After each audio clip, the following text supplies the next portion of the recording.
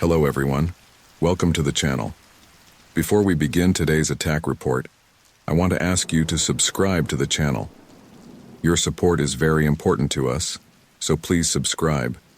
Go ahead and leave a comment telling me which city you're watching from, and click the like button. All of this because the night air was crisp, carrying the scent of pine and damp earth as I approached the old wooden bridge.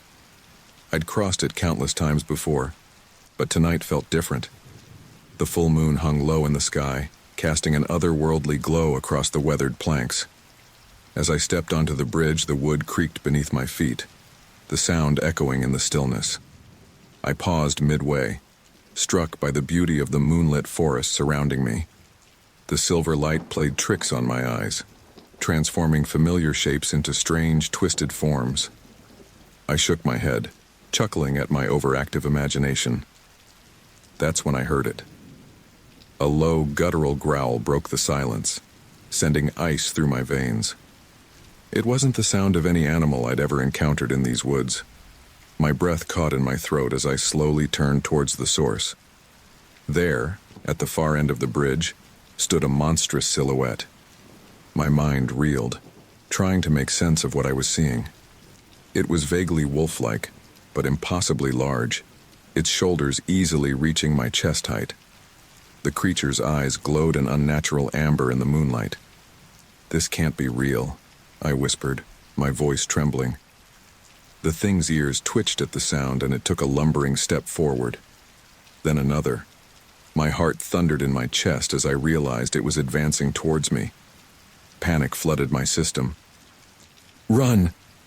a voice screamed in my head. But my legs wouldn't respond. I stood frozen, watching in horror as the massive form drew closer with each passing second. The bridge groaned under its weight, the sound snapping me back to reality. I stumbled backward, nearly losing my footing on the uneven planks. "Stay back!" I shouted, my voice cracking with fear. The creature paused, tilting its head as if considering my words. For a moment I dared to hope it might retreat. Then it lunged. With terrifying speed, the beast closed the distance between us. I caught a glimpse of razor-sharp teeth and matted fur before I finally found the strength to move. I spun on my heel and ran, my feet pounding against the wooden bridge. The sound of heavy paws behind me spurred me on. I could feel the bridge swaying under the creature's pursuit, each impact sending tremors through the ancient structure. My breath came in ragged gasps as I pushed myself harder than I'd ever run before. As I neared the end of the bridge, I risked a glance over my shoulder. The sight nearly stopped my heart. The beast was mere feet away, its jaws open in a silent snarl. I could see saliva glistening on its teeth, smell the rank odor of its breath. With a final burst of speed, I leaped off the bridge onto solid ground. I didn't stop to see if the creature followed. I plunged into the forest, branches whipping my face as I crashed through the underbrush. The sounds of pursuit were all around me. Heavy breathing, the snap of twigs, the rustle of leaves. I couldn't tell if it was the monster or just the echo of my own frantic flight. Every shadow seemed to hide gleaming eyes and sharp claws. I ran until my lungs burned and my legs threatened to give out. Only then did I dare to slow down, pressing my back against a large tree. I strained my ears, listening for any sign of the creature. Nothing but the normal sounds of the nighttime forest reached me. Had I lost it? Or was it out there, silently stalking me? As my breathing steadied, doubt began to creep in. Had I imagined the whole thing? Maybe it was just a bear, and my mind had twisted it into something more sinister in the moonlight. I pulled out my phone, squinting at the sudden brightness of the screen. No signal. Of course. I was miles from the nearest cell tower out here. "Hello?" I called out tentatively. "Is anyone there?" Only the hoot of a distant owl answered me. I weighed my options. I could try to make my way back to town, but that meant crossing the bridge again. The thought made my stomach churn. Or I could wait it out here until dawn, hoping whatever I'd seen wouldn't find me. A twig snapped nearby, and I whirled towards the sound. There, between the trees, I caught a flash of amber eyes. "Oh God," I breathed. The creature emerged from the shadows, even more terrifying up close. Its fur was a mottled gray, matted in places with what looked disturbingly like dried blood. Muscles rippled beneath its skin as it moved, radiating raw power, but it was the eyes that held me transfixed. There was an intelligence there, a hunger that went beyond mere animal instinct. I pressed myself harder against the tree, as if I could somehow melt into the bark. "Please," I whispered, though I knew reasoning with this thing was pointless. The beast's lips curled back, revealing rows of yellowed fangs. It lowered its head, haunches tensing. I knew with sickening certainty that it was about to pounce. In that moment, survival instinct took over. I ducked and rolled just as the creature leaped. I felt the rush of air as it sailed over me, heard the thud and snarl as it collided with the tree where I'd been standing. I scrambled to my feet and ran again, no longer caring about direction. My only thought was to put distance between myself and that monster. Branches tore at my clothes and skin. Roots threatened to trip me at every step, but I pushed on. The sound of pursuit was unmistakable now. Heavy paws pounding the earth, ragged breathing that wasn't my own. It was toying with me, I realized. It could have overtaken me at any moment, but it was drawing out the chase. Just when I thought my legs would give out, I spotted a clearing ahead. As I burst from the tree line, my heart soared. There, in the middle of the field, stood an old cabin, a chance at safety. I sprinted towards it, acutely aware of the creature crashing through the underbrush behind me. The cabin door loomed before me, my one hope of survival. As my hand closed around the rusty doorknob, I allowed myself a moment of hope. Maybe I would survive this nightmare after all. But as I twisted the knob, I heard a sound that turned my blood to ice. The low, menacing growl of the beast, so close it might as well have been whispering in my ear. I didn't dare look back as I wrenched the door open and threw myself inside. As I stood frozen on that bridge, staring at the monstrous silhouette approaching me, something inside me finally snapped. It was as if a switch had been flipped and suddenly my legs remembered how to move. Without another thought, I pivoted and ran. The old wooden planks creaked and groaned under my pounding feet. Each step sent vibrations through the rickety structure, and I prayed the ancient bridge would hold. The sound of my own frantic footsteps was quickly overshadowed by something far more terrifying, the rhythmic thud of heavy paws on wood. My breath came in ragged gasps as I pushed myself harder than I ever had before. The far end of the bridge seemed impossibly far away, like a mirage always just out of reach. I could hear the creature gaining on me, its growls growing louder with each passing second. Come on, I muttered to myself, willing my legs to move faster. Just as I thought I couldn't run another step, I felt it, a blast of hot, fetid breath on the back of my neck. My stomach lurched and a whimper escaped my lips. Every instinct screamed at me to look back to see how close it truly was, but I knew that would only slow me down. Instead, I focused every ounce of my being on reaching the end of that bridge. My lungs burned, my muscles screamed in protest, but I didn't dare slow down, not with death snapping at my heels. Finally, mercifully, my feet hit solid ground. I had made it across the bridge, but I knew the chase was far from over. Without missing a beat, I plunged into the forest beyond. The relative quiet of the bridge gave way to a cacophony of sounds as I crashed through the undergrowth. Branches whipped at my face and arms, leaving stinging welts in their wake. Roots and uneven ground threatened to trip me with every step, but somehow I managed to keep my footing.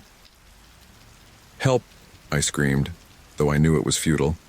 This deep in the woods, there was no one to hear me, no one to come to my rescue. Behind me, I could hear the creature tearing through the forest with terrifying ease. While I stumbled and fought against the terrain, it seemed to glide effortlessly in pursuit. Its snarls grew closer, no matter how fast I ran. I darted between trees, hoping to lose it in the dense forest. But every time I changed direction, every time I thought I might have gained some ground, those snarls would be right there again. It was toying with me, I realized with growing horror. This wasn't just a predator chasing prey. There was a cruel intelligence behind its actions. "Leave me alone," I shouted over my shoulder, my voice cracking with fear and exertion. In response, I heard a bone-chilling howl that seemed to shake the very trees around me. It was unlike anything I had ever heard before. Not quite wolf, not quite human, but something horrifyingly in between. I ran blindly now with no sense of direction or destination. My only goal was to keep moving, to stay ahead of those snapping jaws for just a few more seconds. But I was tiring quickly, and I knew I couldn't keep this pace up forever. As if sensing my fatigue, the creature's snarls intensified. I could hear it crashing through the underbrush right behind me, so close that I swore I could feel the heat radiating from its body. In my panic, I failed to notice the sharp decline ahead. My foot caught on a hidden root, and suddenly I was tumbling head over heels down a steep embankment. Rocks and branches battered my body as I rolled uncontrollably downward. I came to a jarring stop at the bottom, the wind knocked out of me. For a moment I lay there, dazed and gasping for breath. Then the sound of heavy paws padding down the slope jolted me back to reality. Ignoring the protests of my battered body, I scrambled to my feet. I was in a small clearing now, moonlight filtering through the canopy above. My eyes darted around, searching desperately for somewhere to hide, somewhere to run. That's when I saw it, an old, dilapidated cabin on the far side of the clearing. It looked like it had been abandoned for years, but right now it was my only hope. I started toward it, but my legs felt like lead. Every step was a struggle, my muscles screaming in exhaustion. The cabin seemed impossibly far away. A low growl from behind me sent a fresh surge of adrenaline through my system. I didn't need to look to know the creature had reached the bottom of the slope. I could feel its eyes boring into my back, could almost sense its anticipation as it prepared to close in for the kill. "Please," I whispered, though I wasn't sure who or what I was pleading to. "Please, just let me make it." The sound of paws on grass told me the final chase had begun. I pushed myself to my absolute limit, ignoring the burning in my lungs and the sharp pain in my side. The cabin drew closer, agonizingly slowly. 10 yards. The creature's breathing was harsh and loud behind me. 5 yards. I could hear the snap of its jaws, so close I was sure it would catch me at any second. 3 yards. My hand reached out, grasping for the door handle. Just as my fingers closed around the rusty metal, I felt something catch the back of my jacket. With a cry of terror, I wrenched the door open and threw myself inside, feeling fabric tear as I pulled free from the creature's grasp. I slammed the door shut behind me, fumbling with the old lock. As it clicked into place, something heavy thudded against the other side, making the entire cabin shudder. For a moment, I just stood there, my back pressed against the door, heart pounding so hard I thought it might burst from my chest. The creature outside let out a frustrated howl, and I heard the sound of claws scraping against wood. "Oh God," I breathed, realizing this was far from over. "What the hell is that thing?" As I looked around the dark interior of the cabin, searching for anything I could use to defend myself, one thought kept running through my mind. How long could this flimsy wooden shelter really keep that monster at bay? My heart pounded in my chest as I slammed the cabin door shut, the sound of the beast's frustrated howl still ringing in my ears. I fumbled with the old lock, my hands shaking so badly I could barely manage it. Finally, I heard the satisfying click of the bolt sliding into place. Please hold, I whispered, pressing my back against the door. The cabin was pitch black, and for a moment I stood frozen, straining my eyes to make out any details in the darkness. The air was thick with dust and the musty smell of abandonment. Suddenly, something heavy slammed against the door, nearly knocking me off my feet. The entire cabin shuddered with the impact. I scrambled away, heart in my throat. "Stay out," I yelled, my voice cracking with fear. Another thunderous impact rattled the windows. I knew the flimsy lock wouldn't hold for long against that kind of force. I had to find a way to barricade the door. Frantically, I felt my way around the cabin, stubbing my toes on unseen furniture. My hands brushed against what felt like an old wooden table. With a grunt of effort, I dragged it across the floor, positioning it in front of the door. It wasn't much, but it might buy me a few extra seconds. The beast outside let out another bone-chilling howl. followed by the sound of claws scraping against wood. I shuddered, imagining those razor-sharp talons tearing through the door like paper. Think, I muttered to myself. There has to be something else. I continued my desperate search of the cabin, piling anything I could find against the door, chairs, a bookshelf, even a moth-eaten mattress I found in the corner. All the while, the creature outside continued its assault, each impact making the walls shake. As my eyes adjusted to the darkness, I could make out more details of my surroundings. The cabin was small, just one room with boarded-up windows and a few pieces of broken furniture. It looked like it hadn't been used in years. "Hello?" I called out, hoping against hope that maybe there was a caretaker or someone else here. "Is anybody there? I need help." Only the sounds of the beast's attack answered me. I knew I needed to find a weapon, something to defend myself with when, the creature broke through. I scanned the room desperately, looking for anything I could use. That's when I spotted it, a glint of metal poking out from under a pile of debris in the corner. I rushed over, my hands closing around a rusty crowbar. It wasn't much, but it was better than nothing. Just as I retrieved the crowbar, there was a change in the sounds outside. The pounding on the door stopped, replaced by an eerie silence. For a moment, I dared to hope that maybe the creature had given up. Then I heard it, the sound of claws raking against glass. My blood ran cold as I realized the beast was trying to get in through the windows. I spun around, raising the crowbar defensively. In the dim moonlight filtering through the cracks in the boarded-up windows, I could see a massive silhouette moving outside. Its glowing eyes peered in, searching for me. "Go away!" I shouted, trying to sound braver than I felt. "Leave me alone!" The creature responded with a low, menacing growl that seemed to vibrate through my very bones. I watched in horror as its claws tore at the rotting boards covering the windows. Splinters of wood flew as it methodically worked to create an opening.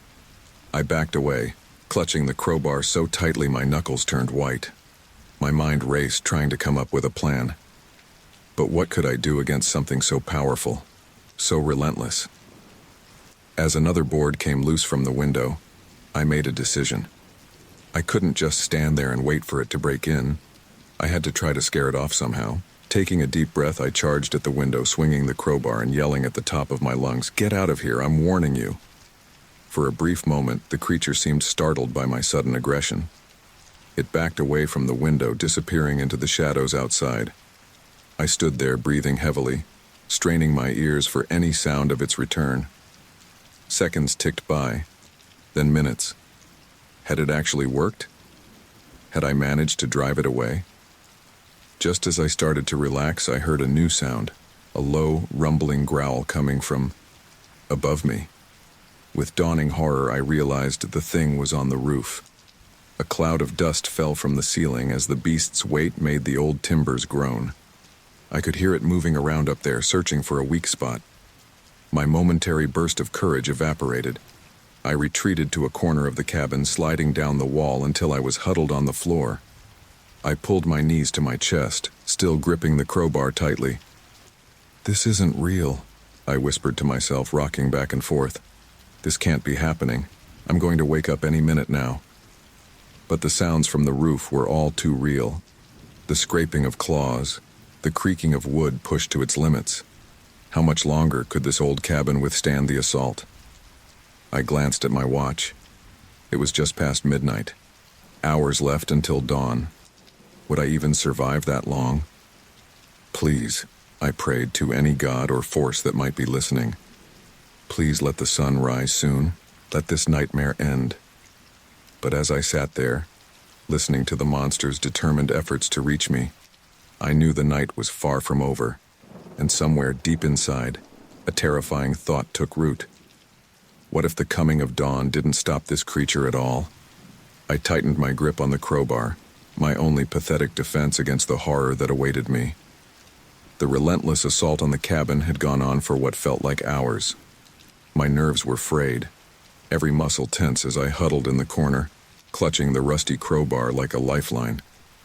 The beast's growls and scratches had become a terrifying soundtrack to my nightmare, Suddenly, an eerie silence fell. I held my breath, straining to hear any sign of the creature. Had it given up? The hope had barely formed when a deafening crash shattered the quiet. The door exploded inward, showering the room with splinters. There, framed in the doorway, stood the monster. Its massive form blocked out the moonlight, casting the cabin into deeper shadow. But I could see its eyes, glowing orbs of amber that fixed on me with predatory intensity. Slowly, its lips peeled back, revealing rows of razor-sharp teeth. "No," I whispered, my voice barely audible even to myself. "Please, no." The beast's muscles tensed, and I knew what was coming. Time seemed to slow as it launched itself at me, crossing the cabin in a single bound. Instinct took over, and I swung the crowbar with all my might. There was a satisfying thud as the metal connected with the creature's skull, but it hardly seemed to notice. Its momentum carried it forward, slamming into me with the force of a freight train. We tumbled to the floor in a tangle of limbs and fur. Hot, rancid breath washed over me as the monster's jaws snapped inches from my face. Globules of saliva sprayed my skin, and I recoiled in disgust and terror. I could see down its throat, a dark abyss lined with gleaming fangs. "Get off me," I screamed, thrashing wildly. I swung the crowbar again, catching the beast on the side of its head. It let out a yelp of pain and reared back, giving me a moment's respite. But before I could scramble away, it lashed out with one massive paw. White-hot pain exploded across my left arm as its claws raked through flesh. I cried out, feeling warm blood immediately begin to soak my sleeve. The injury seemed to drive the creature into a frenzy. Its eyes gleamed with bloodlust as it lunged for my throat. In that moment, with death quite literally in my face, a surge of desperate strength flooded through me. I brought my knee up hard, catching the beast in its abdomen. It let out a surprised wheeze, its attack faltering for just a second. That was all I needed. I rolled, ignoring the searing pain in my arm, and scrambled to my feet. The monster was already recovering, turning to face me with a snarl that chilled me to my core. My eyes darted around the cabin, looking for an escape route. The door was blocked by the overturned furniture I'd used as a barricade. That left only one option: the window. Without a second thought, I charged toward it, raising the crowbar above my head. The beast lunged after me, its claws scrabbling on the wooden floor. I could feel its hot breath on the back of my neck as I swung the crowbar at the boarded-up window with all my might. The rotted wood gave way easier than I expected. Momentum carried me forward, and suddenly I was airborne, crashing through the remains of the window in a shower of glass and splinters. I hit the ground hard, the impact driving the air from my lungs. For a moment I lay there, dazed and gasping. Then I heard it, the sound of the creature moving inside the cabin, preparing to follow me out the window. Ignoring the pain that seemed to radiate from every part of my body, I staggered to my feet. My left arm hung uselessly at my side, blood dripping from the deep gashes left by the monster's claws. But I couldn't focus on that now. I had to run. I plunged into the forest, no longer caring about direction or destination. Branches whipped at my face, roots threatened to trip me at every step, but I pushed on. Behind me, I could hear the beast crashing through the underbrush in pursuit. "Help!" I screamed, though I knew it was futile. "Somebody, please help me!" My foot caught on a hidden root, and I went down hard. I rolled, coming to rest against the trunk of a massive oak tree. As I struggled to get up, I heard a low growl. Looking up, I saw the creature emerge from the shadows, its eyes fixed on me with terrible hunger. It stalked towards me, taking its time now. It knew I was trapped, knew this chase was coming to an end. I pressed my back against the tree, holding the crowbar out in a pathetic attempt at defense. "Stay back," I said, my voice trembling. "I'm warning you." The beast's only response was another growl, deeper this time. It crouched, preparing to pounce. I closed my eyes, waiting for the inevitable. Suddenly, a piercing howl cut through the night. My eyes snapped open to see the creature's head whip around, its ears pricked towards the sound. Another howl answered the first, closer this time. The monster before me let out a frustrated snarl. It looked back at me, then towards the direction of the howls. For a moment it seemed torn.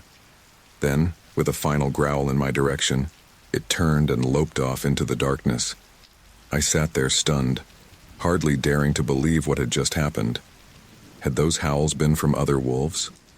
Or more creatures like the one that had attacked me? The thought sent a fresh wave of terror through me.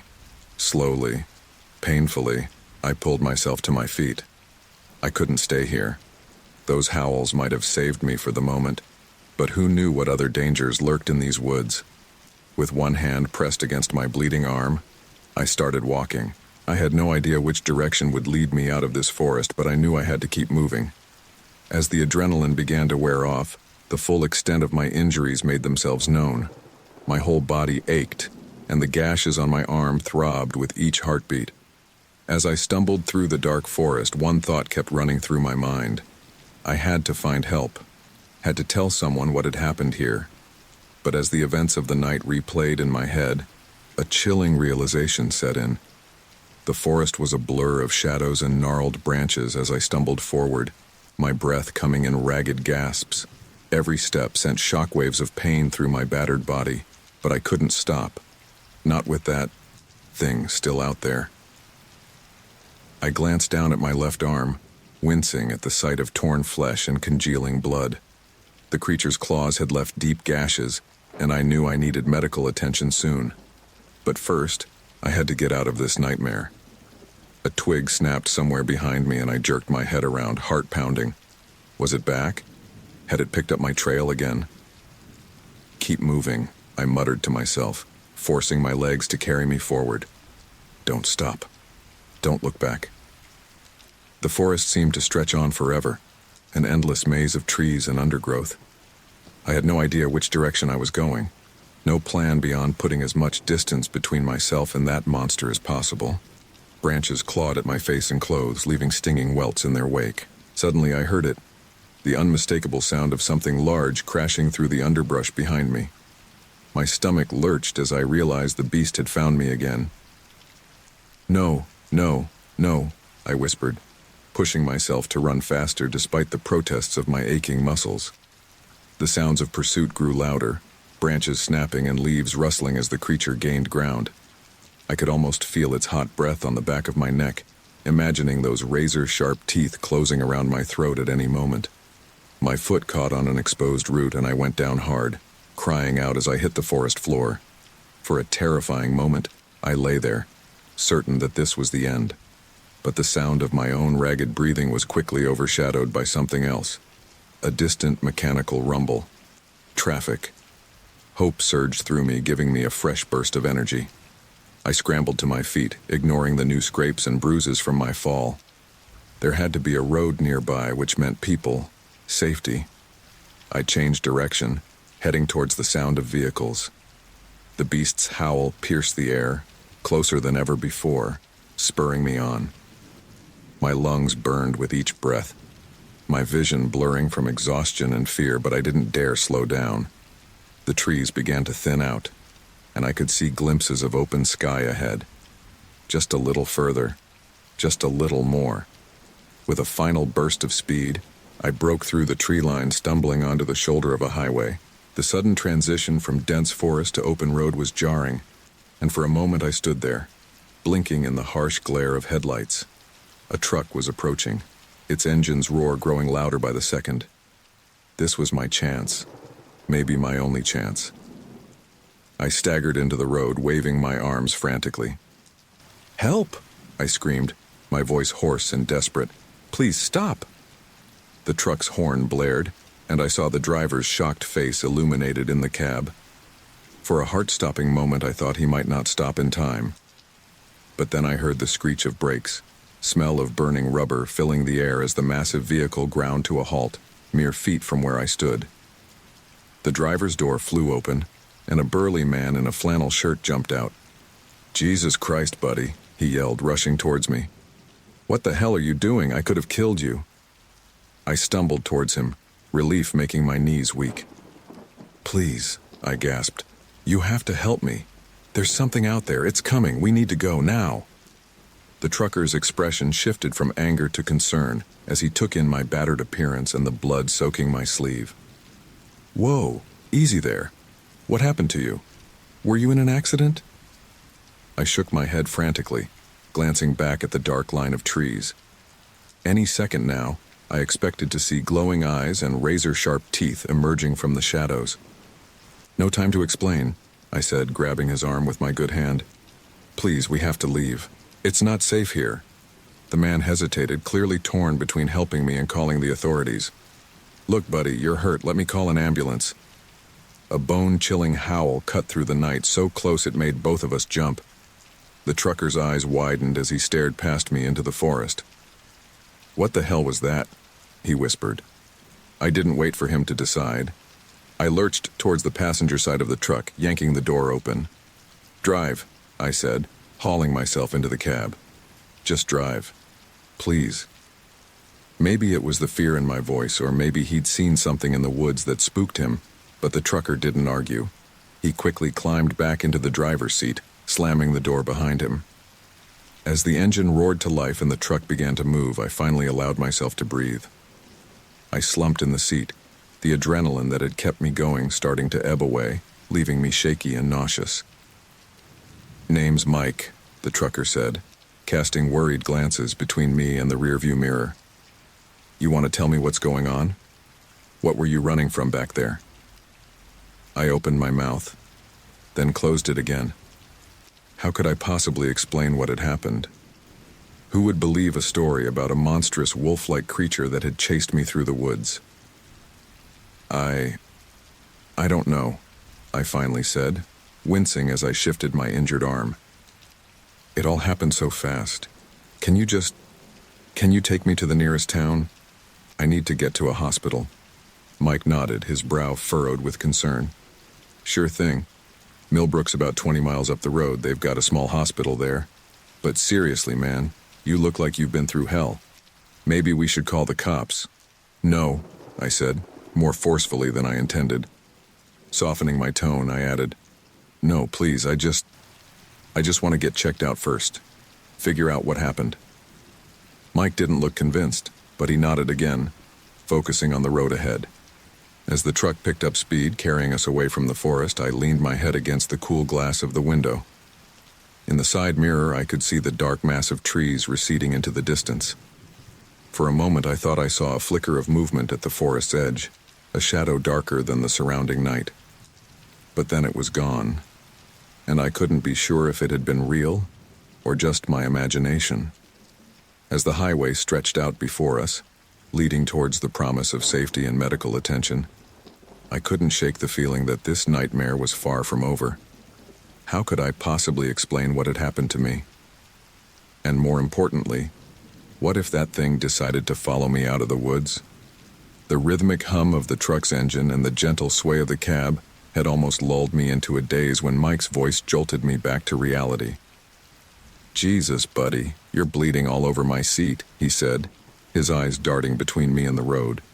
What the hell happened to you out there? I looked down at my arm, wincing at the sight of blood seeping through my torn sleeve. The adrenaline was wearing off, and the pain was becoming more intense with each passing minute.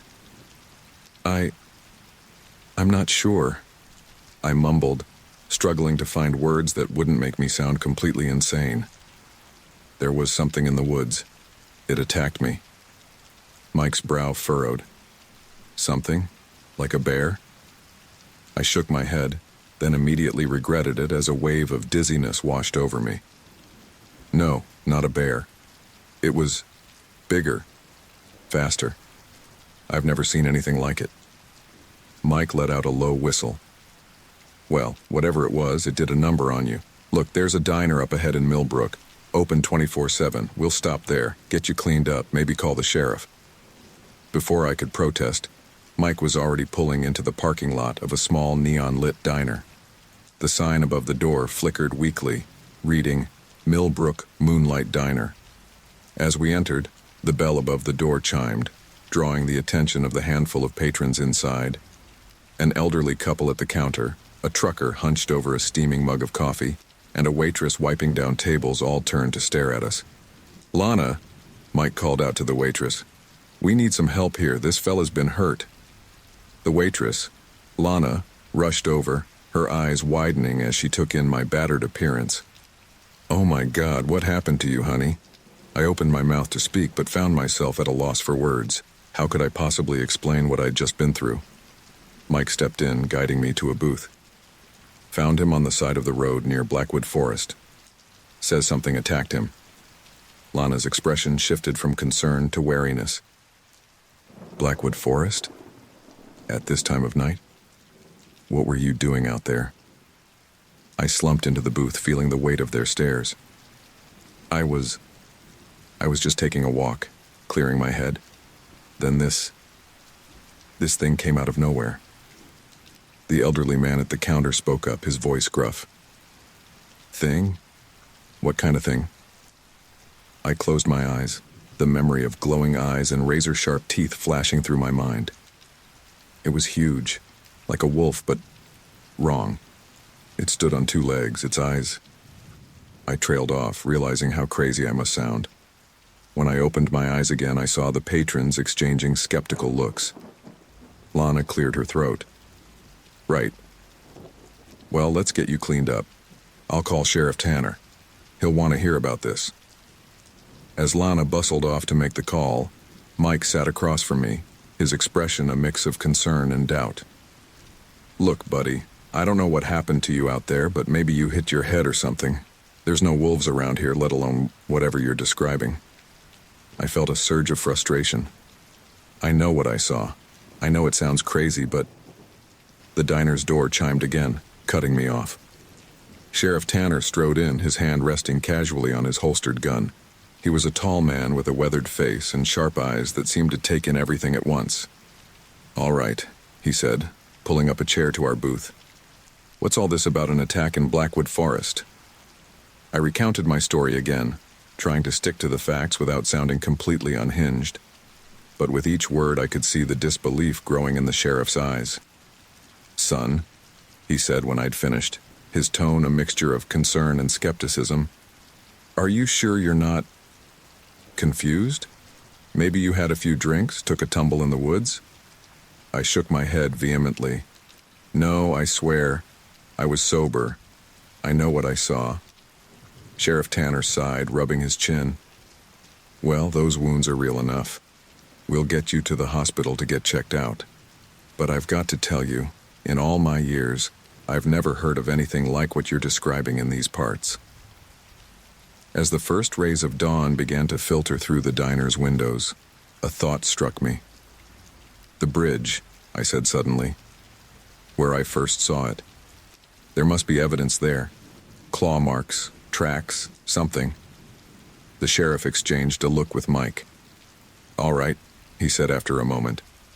We'll take a quick look before getting you to the hospital, but don't get your hopes up. The ride to the bridge was tense, filled with an uneasy silence. As we pulled up to the spot where my nightmare had begun, I felt a chill run down my spine. In the soft morning light, the old wooden bridge looked completely ordinary. No sign of the monstrous creature that had chased me across it just hours ago. Sheriff Tanner and I walked the length of the bridge, examining every plank and railing. But there were no claw marks, no tufts of fur, no signs of the frantic chase that had taken place. I don't understand, I muttered, running my hand along the weathered wood. It was right here. How can there be nothing? The sheriff placed a hand on my shoulder. Sometimes our minds play tricks on us, especially when we're scared. Come on, let's get you to the hospital. As we walked back to the car, I couldn't shake the feeling of doubt creeping into my mind. Had I imagined it all? Was I losing my grip on reality? But then, just as we were about to leave, something caught my eye. There, at the edge of the forest, was a single massive paw print pressed into the soft earth. My heart raced as I called out to the sheriff. But when I turned back to point it out, the print was gone, as if it had never been there at all. I stood there, staring at the empty patch of ground, questioning everything I thought I knew.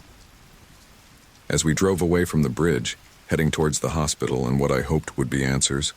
One thought echoed in my mind. What really happened to me in Blackwood Forest? The drive back to the cabin was tense, filled with an uneasy silence. Sheriff Tanner's skepticism was palpable, his eyes flicking between the road and me as if trying to piece together a puzzle that didn't quite fit. I sat rigidly in the passenger seat, my bandaged arm throbbing with each bump in the dirt road. As we pulled up to the cabin, my heart raced. What would we find? Surely there had to be some evidence of the nightmarish encounter from the previous night. But as the sheriff cut the engine and we stepped out, I was struck by how normal everything looked. The cabin stood just as I remembered it, weathered wood gleaming in the late morning sun. There was no sign of the frantic barricade I had constructed, no splintered door hanging off its hinges. "This is it?" Sheriff Tanner asked, his tone a mixture of doubt and curiosity. I nodded, swallowing hard. Yes, this is where it happened. We approached the cabin slowly, the sheriff's hand resting casually on his holstered weapon. I pushed open the door, wincing at the familiar creak of rusted hinges. Inside, everything was as I had left it before the attack. No overturned furniture, no signs of struggle.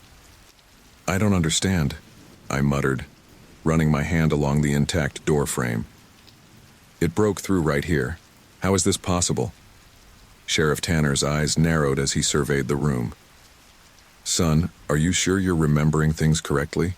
There's no sign of any kind of break-in or struggle here." I spun around, frustration bubbling up inside me. I know what happened. It was real. It had to be real. The sheriff held up his hands in a placating gesture. All right. Let's take a look outside, see if we can find any tracks or signs of whatever it was you saw." We spent the next hour combing the area around the cabin. Every rustle in the underbrush made me jump, my eyes darting to the tree line, half expecting to see that monstrous form emerge at any moment. But there was nothing, just the usual sounds and sights of a forest in late morning. "Well," Sheriff Tanner said, crouching down to examine some tracks in the soft earth near the cabin. "We've got some deer prints here, couple of raccoons, nothing unusual." I felt a wave of despair wash over me. But the creature, it was huge. Its tracks should be obvious. The sheriff stood, brushing dirt from his hands. "Look, son, I believe that you believe something happened to you last night, but the evidence just isn't here. Your clothes are torn up, sure, and you've got some nasty scratches, but running through the woods at night in a panic could easily account for that." "But," I started to protest, but he cut me off. "I've called in Ranger Martinez. He knows these woods better than anyone. Maybe he can shed some light on what might have spooked you." As if on cue, we heard the rumble of an approaching vehicle. A green Forest Service truck pulled up beside the sheriff's car, and a lean, weathered man in a ranger uniform stepped out. "Sheriff," he nodded in greeting, then turned to me. "You must be our wildlife enthusiast. I'm Ranger Martinez." I bristled at his tone, which held a hint of amusement. "I'm telling you, what I saw wasn't normal wildlife. It was something else." Martinez's expression softened slightly. "Why don't you walk me through what happened? Sometimes people can mistake normal animals for something more threatening, especially at night." Reluctantly, I recounted my experience once again. With each word, I could see the doubt growing in both men's eyes. When I finished, Martinez nodded thoughtfully. "Well, based on what you're describing, my best guess would be that you encountered a black bear. They can appear much larger than they are, especially when they rear up on their hind legs. In the dark, with your adrenaline pumping, it's easy to see how you might have misinterpreted what you saw." I shook my head vehemently. "No, you don't understand. This wasn't a bear. It was more like a wolf, but huge. And it walked on two legs." The ranger and the sheriff exchanged a look that spoke volumes. They didn't believe me. Not really. "Son," Sheriff Tanner said gently, "I think we need to consider the possibility that your mind might have played some tricks on you. Stress, fatigue, maybe even a mild concussion from your fall. These things can cause vivid hallucinations. I opened my mouth to argue further, but something caught my eye. There, at the edge of the clearing, just beyond where the ranger's truck was parked, I saw a flash of movement. For a heart-stopping moment, I locked eyes with a pair of gleaming yellow orbs peering out from the shadows of the forest. My breath caught in my throat. "There!" I shouted, pointing frantically. "Do you see it? Look!" Both men whirled around, hands instinctively moving towards their weapons. But by the time they looked, whatever I had seen had vanished. "What? Where?" the sheriff demanded, scanning the tree line. "It was right there," I insisted, my voice trembling. I saw its eyes. It was watching us. Ranger Martinez stepped forward, peering into the forest. After a moment, he shook his head. "I don't see anything unusual. Probably just a deer or maybe a coyote." I wanted to scream in frustration. How could they not see what was right in front of them? But as I looked at their concerned faces, a chilling thought crept into my mind. What if they were right? What if I was losing my grip on reality? "Look," Sheriff Tanner said, placing a hand on my shoulder. "Why don't we head back to town? You've been through a lot. Maybe after some rest, things will be clearer." As we walked back to the vehicles, I couldn't shake the feeling of being watched. I glanced back one last time at the forest, half expecting to see those yellow eyes again. But there was nothing, just trees and shadows. As we drove away from the cabin, leaving the forest behind, I couldn't help but wonder, was I really going crazy? Or was there something out there? Something that didn't want to be found, biding its time until nightfall? The unanswered questions swirled in my mind, a gnawing uncertainty that I knew would haunt me long after we left Blackwood Forest behind. The harsh fluorescent lights of the hospital waiting room made my eyes ache as I sat, nervously fidgeting with the torn edges of my shirt. Sheriff Tanner had insisted on bringing me here after our fruitless search of the cabin and surrounding woods. I couldn't shake the feeling that I was being humored, treated like a child with an overactive imagination. "Mr. Thompson?" A nurse called my name, and I followed her down a sterile hallway to an examination room. Dr. Patel, a middle-aged man with kind eyes and a no-nonsense demeanor, entered a few minutes later. He examined my wounds with clinical detachment, his brow furrowing as he inspected the deep gashes on my arm. "These are some nasty lacerations," he murmured. "Definitely consistent with an animal attack. You're lucky it didn't hit any major arteries." I seized on his words. "So you believe me? About the creature in the forest?" Dr. Patel's expression softened. "I believe you encountered a wild animal, yes. But from what Sheriff Tanner told me, it sounds like you may have misinterpreted what you saw. The mind can play tricks on us in stressful situations." My heart sank. Even here, in the face of physical evidence, no one was willing to accept the truth of what I'd experienced. "But it wasn't just any animal," I insisted. "It was huge, walked on two legs. Its eyes—" I trailed off, seeing the concern deepen in Dr. Patel's face. He patted my shoulder gently. "Let's focus on getting you patched up for now. I'm going to prescribe you some antibiotics and pain medication. And I think it might be a good idea for you to talk to someone about your experience. Trauma can manifest in unexpected ways." As he cleaned and bandaged my wounds, I felt a growing sense of isolation. How could I make anyone understand what I'd been through if they were all so determined to explain it away? After being discharged, I found myself unable to go home.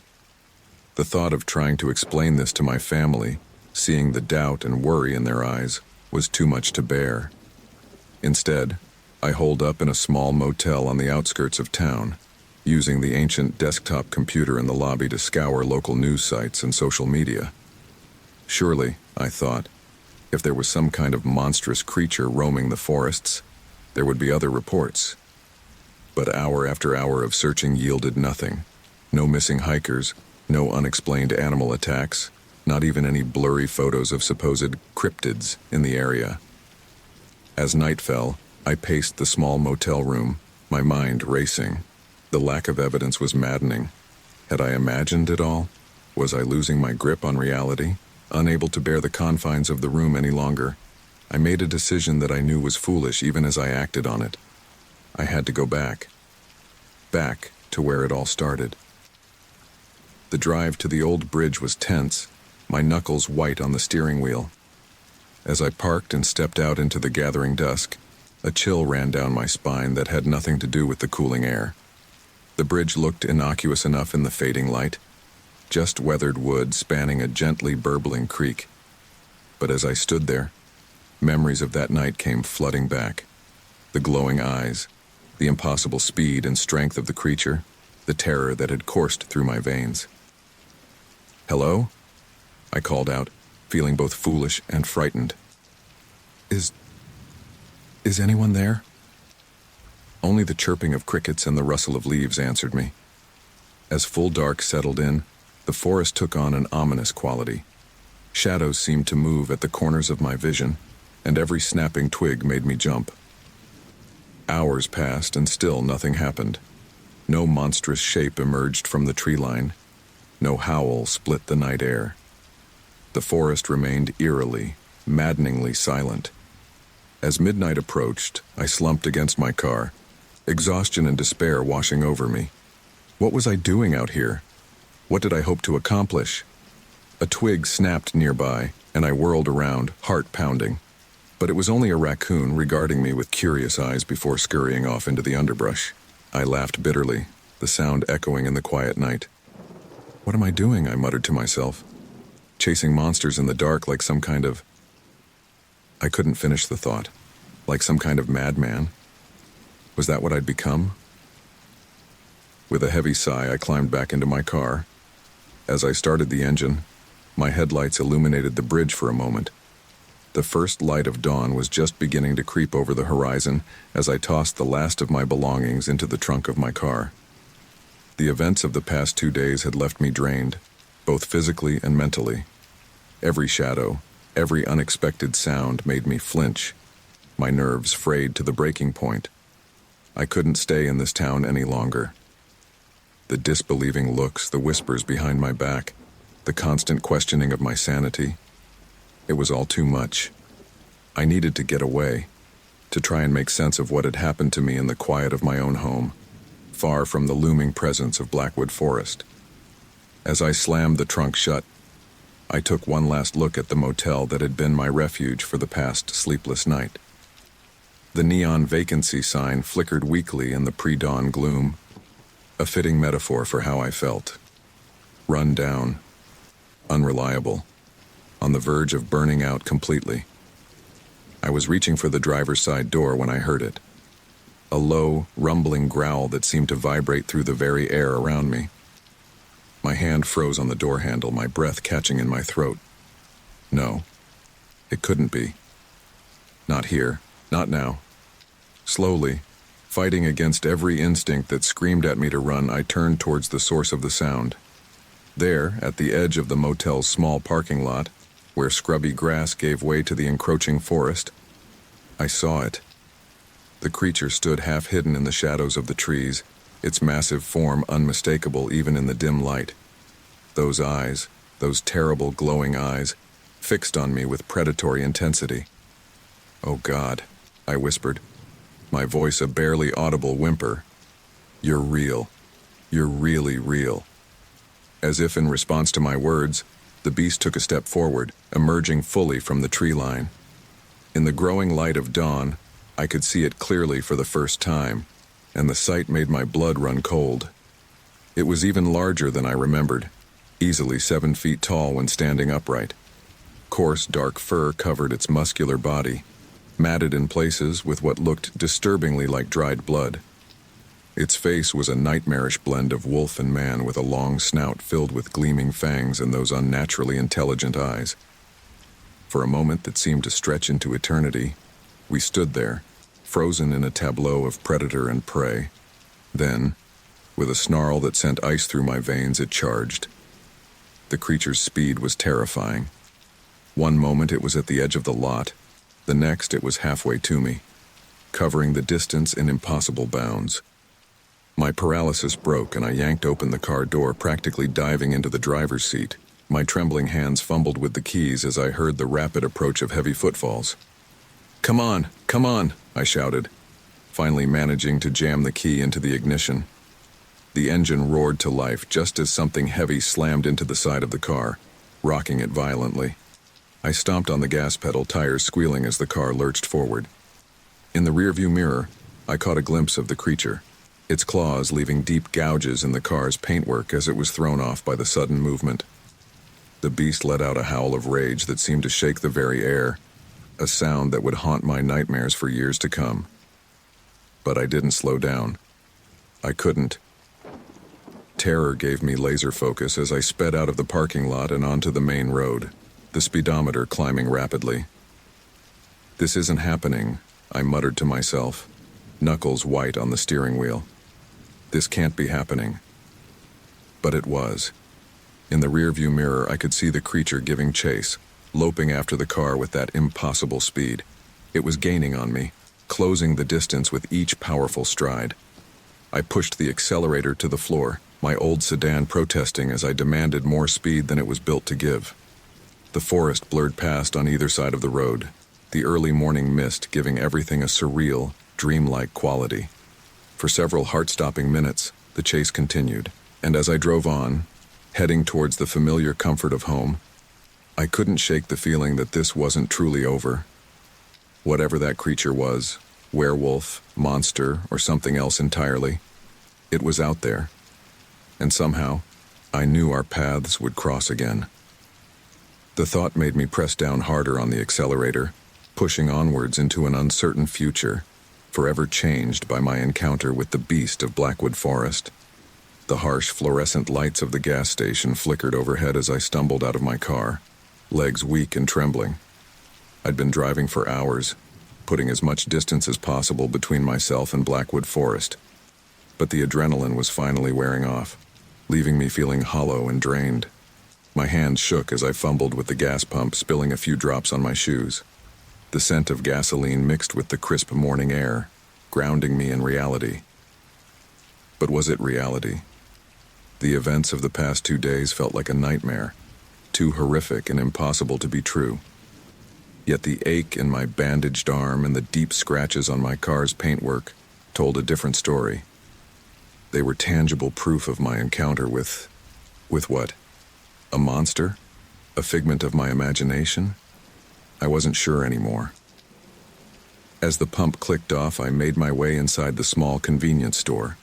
The bored-looking clerk barely glanced up from his phone as I approached the counter. "Pump 3, I said, my voice hoarse. "And do you have a payphone?" The clerk pointed to a grimy phone booth in the corner without a word. I paid for the gas and made my way over, fishing some change out of my pocket. My finger hovered over the keypad for a moment before I steeled myself and dialed the Millbrook Sheriff's office. After a few rings, a familiar, gruff voice answered. "Sheriff Tanner speaking." I took a deep breath. "Sheriff, it's me. The guy from the cabin.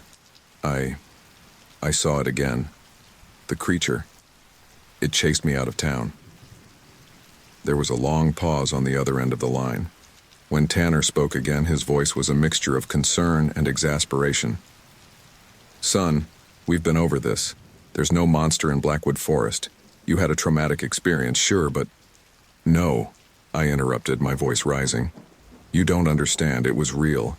It attacked my car. There are claw marks." "Enough." Tanner cut me off firmly. "I don't know what's going on with you, but this has to stop. There's nothing out there. No monster, no werewolf, nothing. You need help, son. Real help. I can give you the number for a good therapist." I slammed the receiver down, cutting off his words. Frustration and fear warred within me as I leaned against the phone booth, trying to steady my breathing.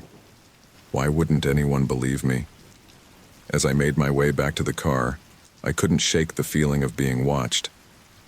My eyes darted to the tree line bordering the gas station, half expecting to see a hulking shape or a pair of glowing eyes. But there was nothing, just trees and shadows. I climbed into the driver's seat, locking the doors immediately.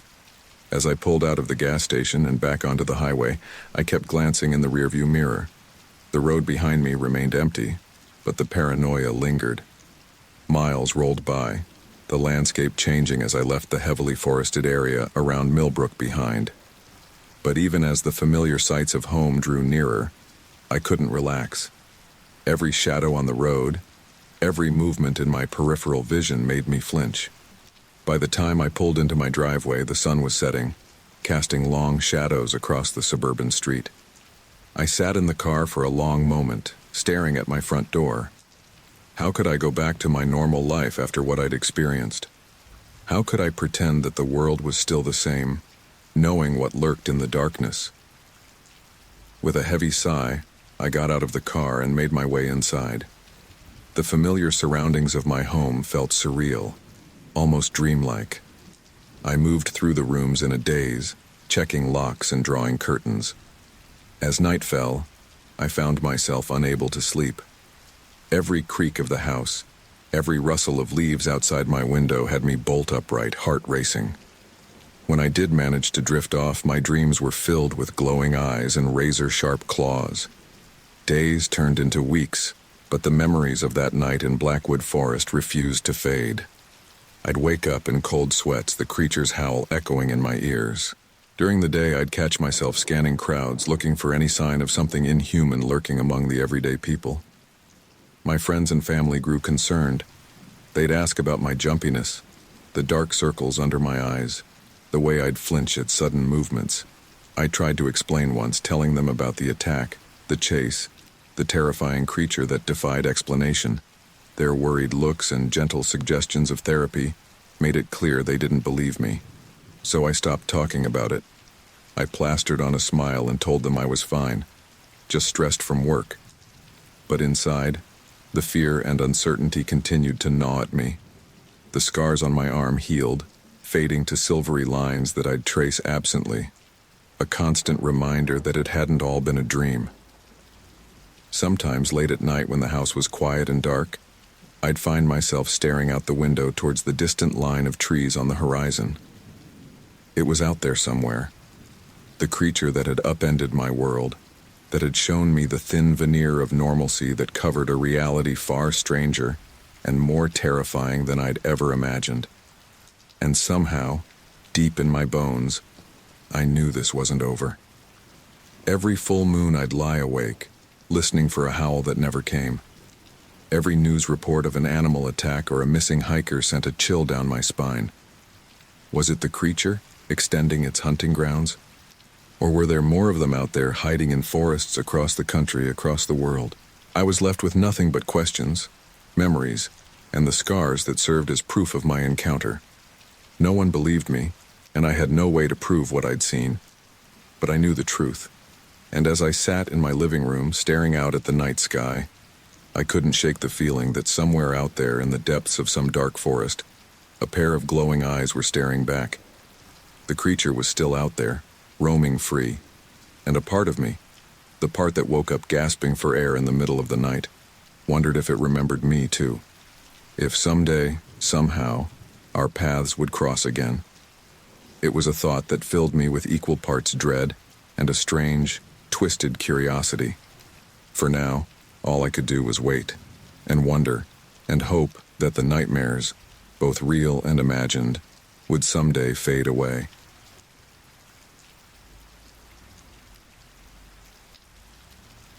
I blinked and they were gone. "Hello?" I called out, my voice sounding unnaturally loud in the quiet evening. "Is someone there?" Only silence answered me. I stood up, walking to the edge of the patio to get a better look. The woods were still, no sign of movement or life. I was about to turn back when a sharp crack echoed through the air, the unmistakable sound of a twig snapping underfoot. My heart leapt into my throat. "Who's there?" I demanded, trying to keep the tremor out of my voice. "This is private property. You need to leave now." Again, no response. But the silence that followed was somehow worse than any answer. It was as if the entire world was holding its breath, waiting for something to happen. Even the crickets had fallen silent. A shiver ran down my spine, and I found myself taking an involuntary step back. My mug slipped from my suddenly nerveless fingers, shattering on the patio stones and sending shards of ceramic skittering across the ground. The sound was shockingly loud in the unnatural quiet. "Damn it," I cursed, kneeling to pick up the larger pieces. As I did, a gust of wind swept through the yard, rustling the leaves and carrying with it a scent I'd never encountered before. It was musky and wild, with an underlying note of something metallic, like blood. I froze, the hairs on the back of my neck standing on end. Every instinct I had was screaming at me to run, to get inside and lock the doors. But I couldn't move, couldn't even breathe. I was a rabbit caught in the gaze of a wolf, paralyzed by primordial fear. The wind died down as quickly as it had come, leaving behind an oppressive stillness. Darkness had fallen completely now, the last vestiges of twilight fading from the sky. I could barely make out the outline of the trees at the edge of my property. Slowly, carefully, I rose to my feet. My heart was pounding so hard I could feel it in my throat. I took one step towards the house, then another. Each movement felt like it took an eternity, like I was moving through molasses. I was halfway to the back door when it happened. A sound tore through the night, shattering the silence and freezing the blood in my veins. It was a howl, but unlike anything I'd ever heard before. It started low, almost subsonic, before rising to a pitch that set my teeth on edge. The peaceful evening shattered in an instant. One moment, I was lost in thought, staring into the darkening woods behind my house. The next, my world exploded into chaos and terror. A deafening crash jolted me from my reverie. I spun around, nearly spilling my lukewarm coffee, to face a nightmare made flesh. My sturdy cedar fence, a point of pride when I'd installed it last summer, exploded inward in a shower of splinters and debris. Through the dust and destruction emerged a massive, shadowy form that defied explanation. "What the hell?" I gasped, my voice barely a whisper. As the dust settled, I caught my first clear glimpse of the intruder. My mind reeled, desperately trying to categorize what I was seeing. It was vaguely wolf-like in shape, but impossibly large, easily the size of a bear, maybe bigger. Matted fur, dark as pitch, covered its hulking form. But it was the details that sent ice through my veins. Gleaming claws that looked capable of shredding steel. And teeth. Dear God, the teeth. Yellowed fangs longer than my fingers protruded from a slavering muzzle. I blinked hard, certain I must be hallucinating. This couldn't be real. There was no way. The creature's head swiveled, and our eyes locked.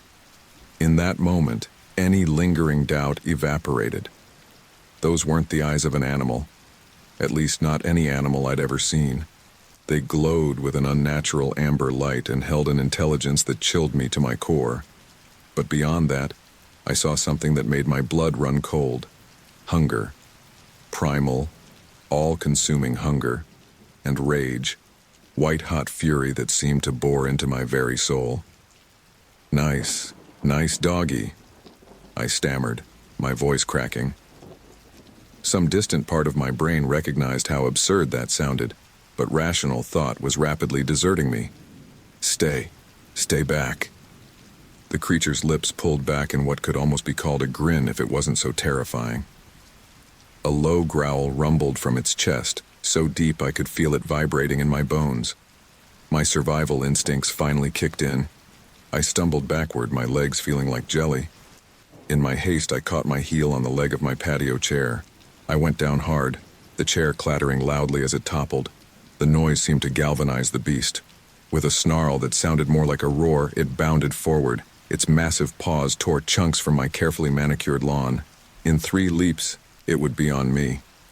No, I whimpered, scrambling backward on all fours.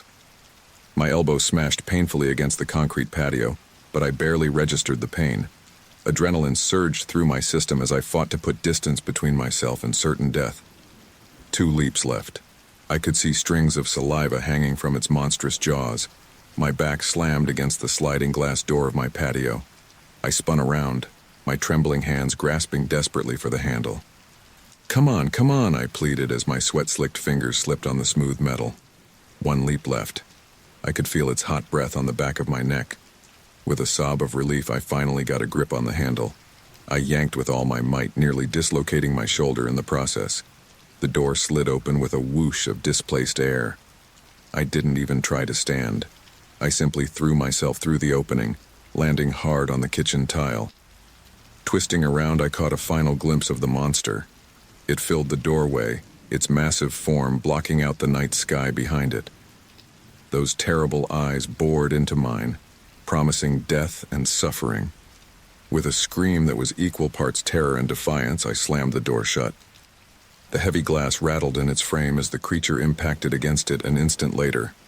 I scrambled backward across the kitchen floor, unable to tear my eyes away from the nightmarish visage pressed against the glass. Its hot breath fogged the door as it snarled and snapped, leaving streaks of saliva. One massive paw raised, and I winced as wickedly curved claws raked across the glass with a sound like nails on a chalkboard. To my amazement, the door held. Whatever this thing was, it didn't seem to understand the concept of doors. It continued to hurl itself against the glass, each impact sending tremors through the house. "This isn't happening," I muttered, pressing my back against the kitchen island. "This can't be happening." But it was happening. The house shook again as the creature redoubled its efforts to reach me. I could hear the wood around the doorframe starting to splinter. "Think, damn it," I shouted at myself, struggling to my feet. I had to do something. I couldn't just sit here and wait for it to break through. My eyes darted around the kitchen, looking for a weapon, a phone, anything that could help. They settled on the heavy cleaver hanging from my knife block. It wasn't much, but it was better than nothing. As I reached for the knife, a new sound cut through the cacophony of snarls and splintering wood. Sirens. Someone must have heard the commotion and called the police. Oh, thank God, I breathed. Help was coming. I just had to hold out a little longer. The creature seemed to hear the sirens too. Its assault on the door paused for a moment. Those terrifying eyes narrowed, and I swear I saw a flash of... Was that annoyance? With a final bone-rattling roar that shook dust from the ceiling, the monster turned and bounded back into the darkness of my ruined backyard. In seconds, it had vanished into the woods beyond, leaving only destruction in its wake. I sagged against the kitchen counter, my legs finally giving out. The cleaver clattered to the floor as I buried my face in my hands. Sobs racked my body as the full weight of what had just happened crashed over me. What was that thing? Why had it come here? And most terrifyingly, would it be back? As the sound of sirens grew closer, I tried to compose myself. I needed to warn them. I needed to tell them what was out there. But as my racing thoughts began to slow, a sickening realization dawned on me. They were never going to believe me. My heart pounded in my chest as I slammed the patio door shut, the glass rattling in its frame. Not a second later, massive paws thudded against it with bone-jarring force. I stumbled backward, my eyes wide with terror as I watched those razor-sharp claws scrape down the glass, leaving deep gouges in their wake. "Oh God. Oh God," I muttered, my voice barely above a whisper. This couldn't be happening. It had to be a nightmare, but the hot breath fogging up the glass and the inhuman snarls vibrating through the air were all too real. The creature hurled itself against the door again, and I felt the impact reverberate through the entire house. Picture frames rattled on the walls, and I heard the ominous crack of splintering wood. It was only a matter of time before it broke through. Adrenaline surged through my veins. I had to act fast. Tearing my eyes away from the monstrous form at the door, I sprinted through the living room, nearly tripping over my own feet in my haste. I had to secure the house. It was my only chance. As I raced to the front door, a dark shape darted past the window. I let out an involuntary yelp, my hand freezing on the deadbolt. Yellow eyes gleamed in the darkness, meeting mine for a split second before vanishing. It was circling the house, looking for a way in. With trembling hands, I managed to lock the front door. But it wasn't enough. Not nearly enough. "Windows," I gasped, spinning around wildly. How many windows were there in this damn house? I sprinted from room to room, slamming windows shut and turning locks with frantic energy. In the guest bedroom, I caught another glimpse of the creature as it loped past. It was even more terrifying in motion, a fluid blend of raw power and predatory grace. My fingers fumbled with the lock, and I let out a strangled sob of relief when it finally clicked into place. The house shook again as the beast redoubled its efforts to break in. I heard wood splintering somewhere. Was it the back door? The side of the house? I couldn't tell anymore. The sounds of destruction seemed to be coming from everywhere at once.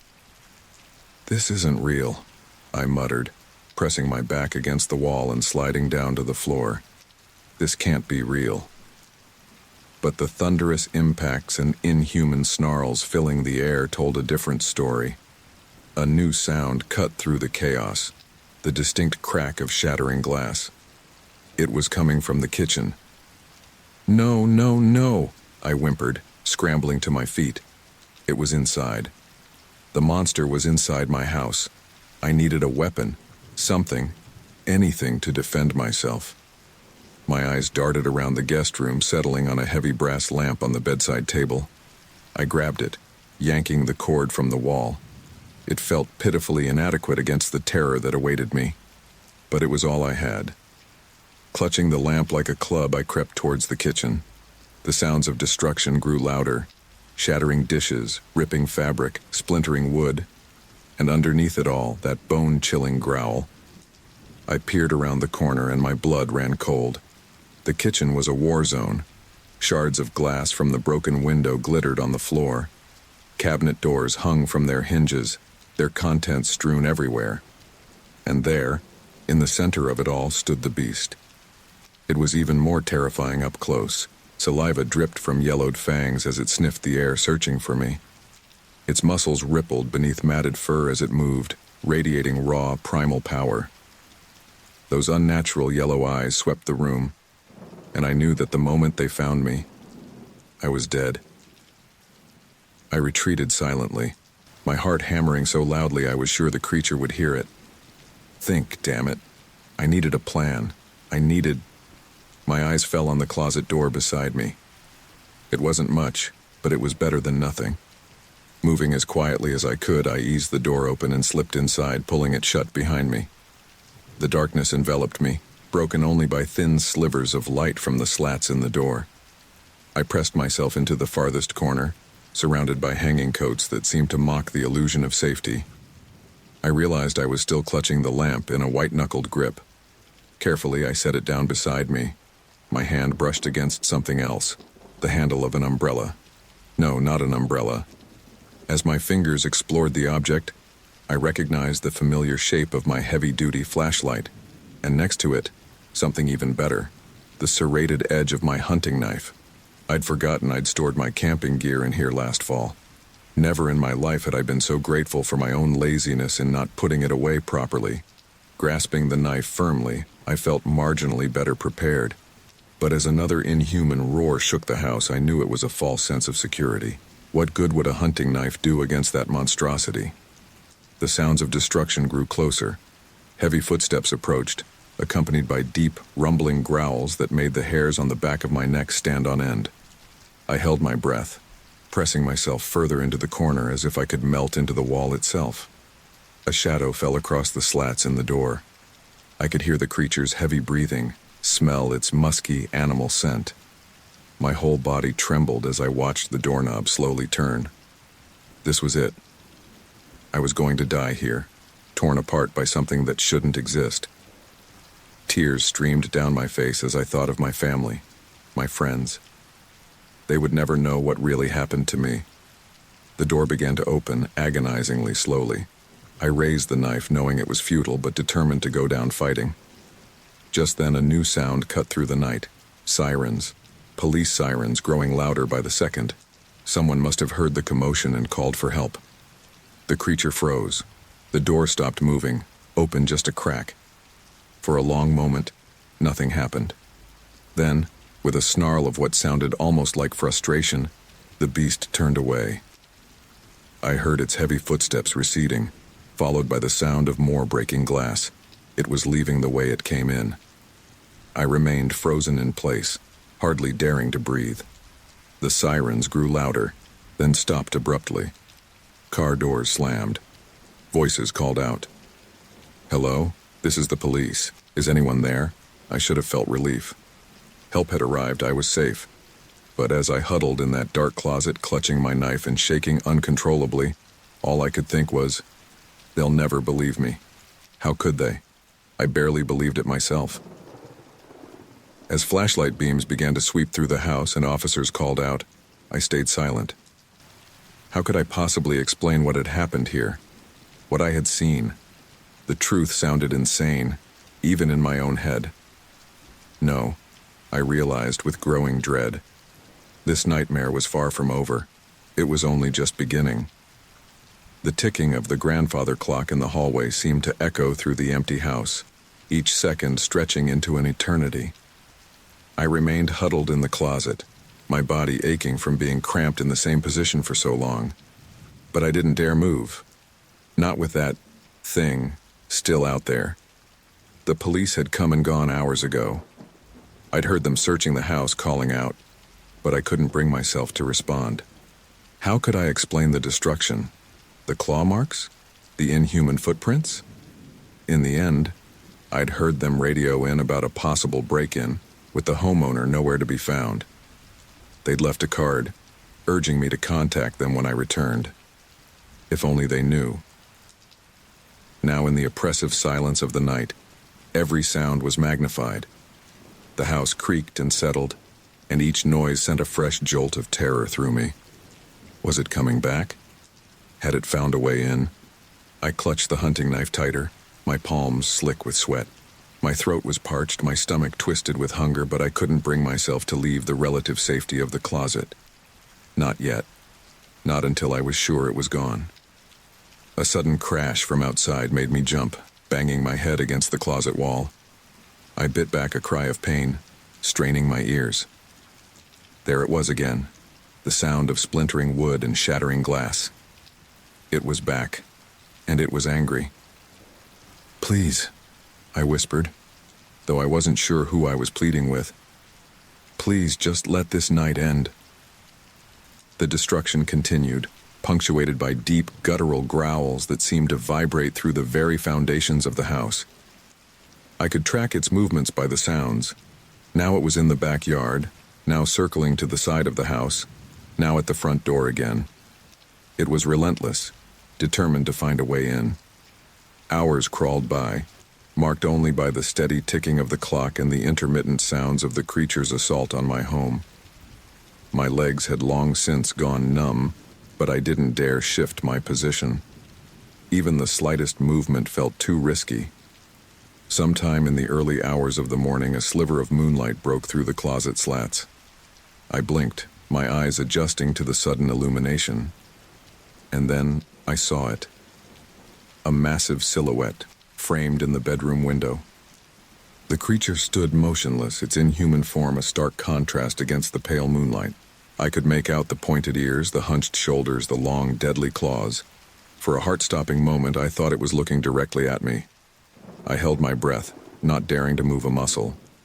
Seconds stretched into minutes as the beast remained still, surveying its domain. Then, with a fluidity that belied its size, it leapt from view. No sooner had it vanished than a new sound split the night. A long, mournful howl that made my blood run cold. It was answered almost immediately by the panicked barking of neighborhood dogs and the yowling of cats. The cacophony built to a crescendo, a hellish chorus of predator and prey. "Shut up, shut up, shut up," I muttered, pressing my hands over my ears.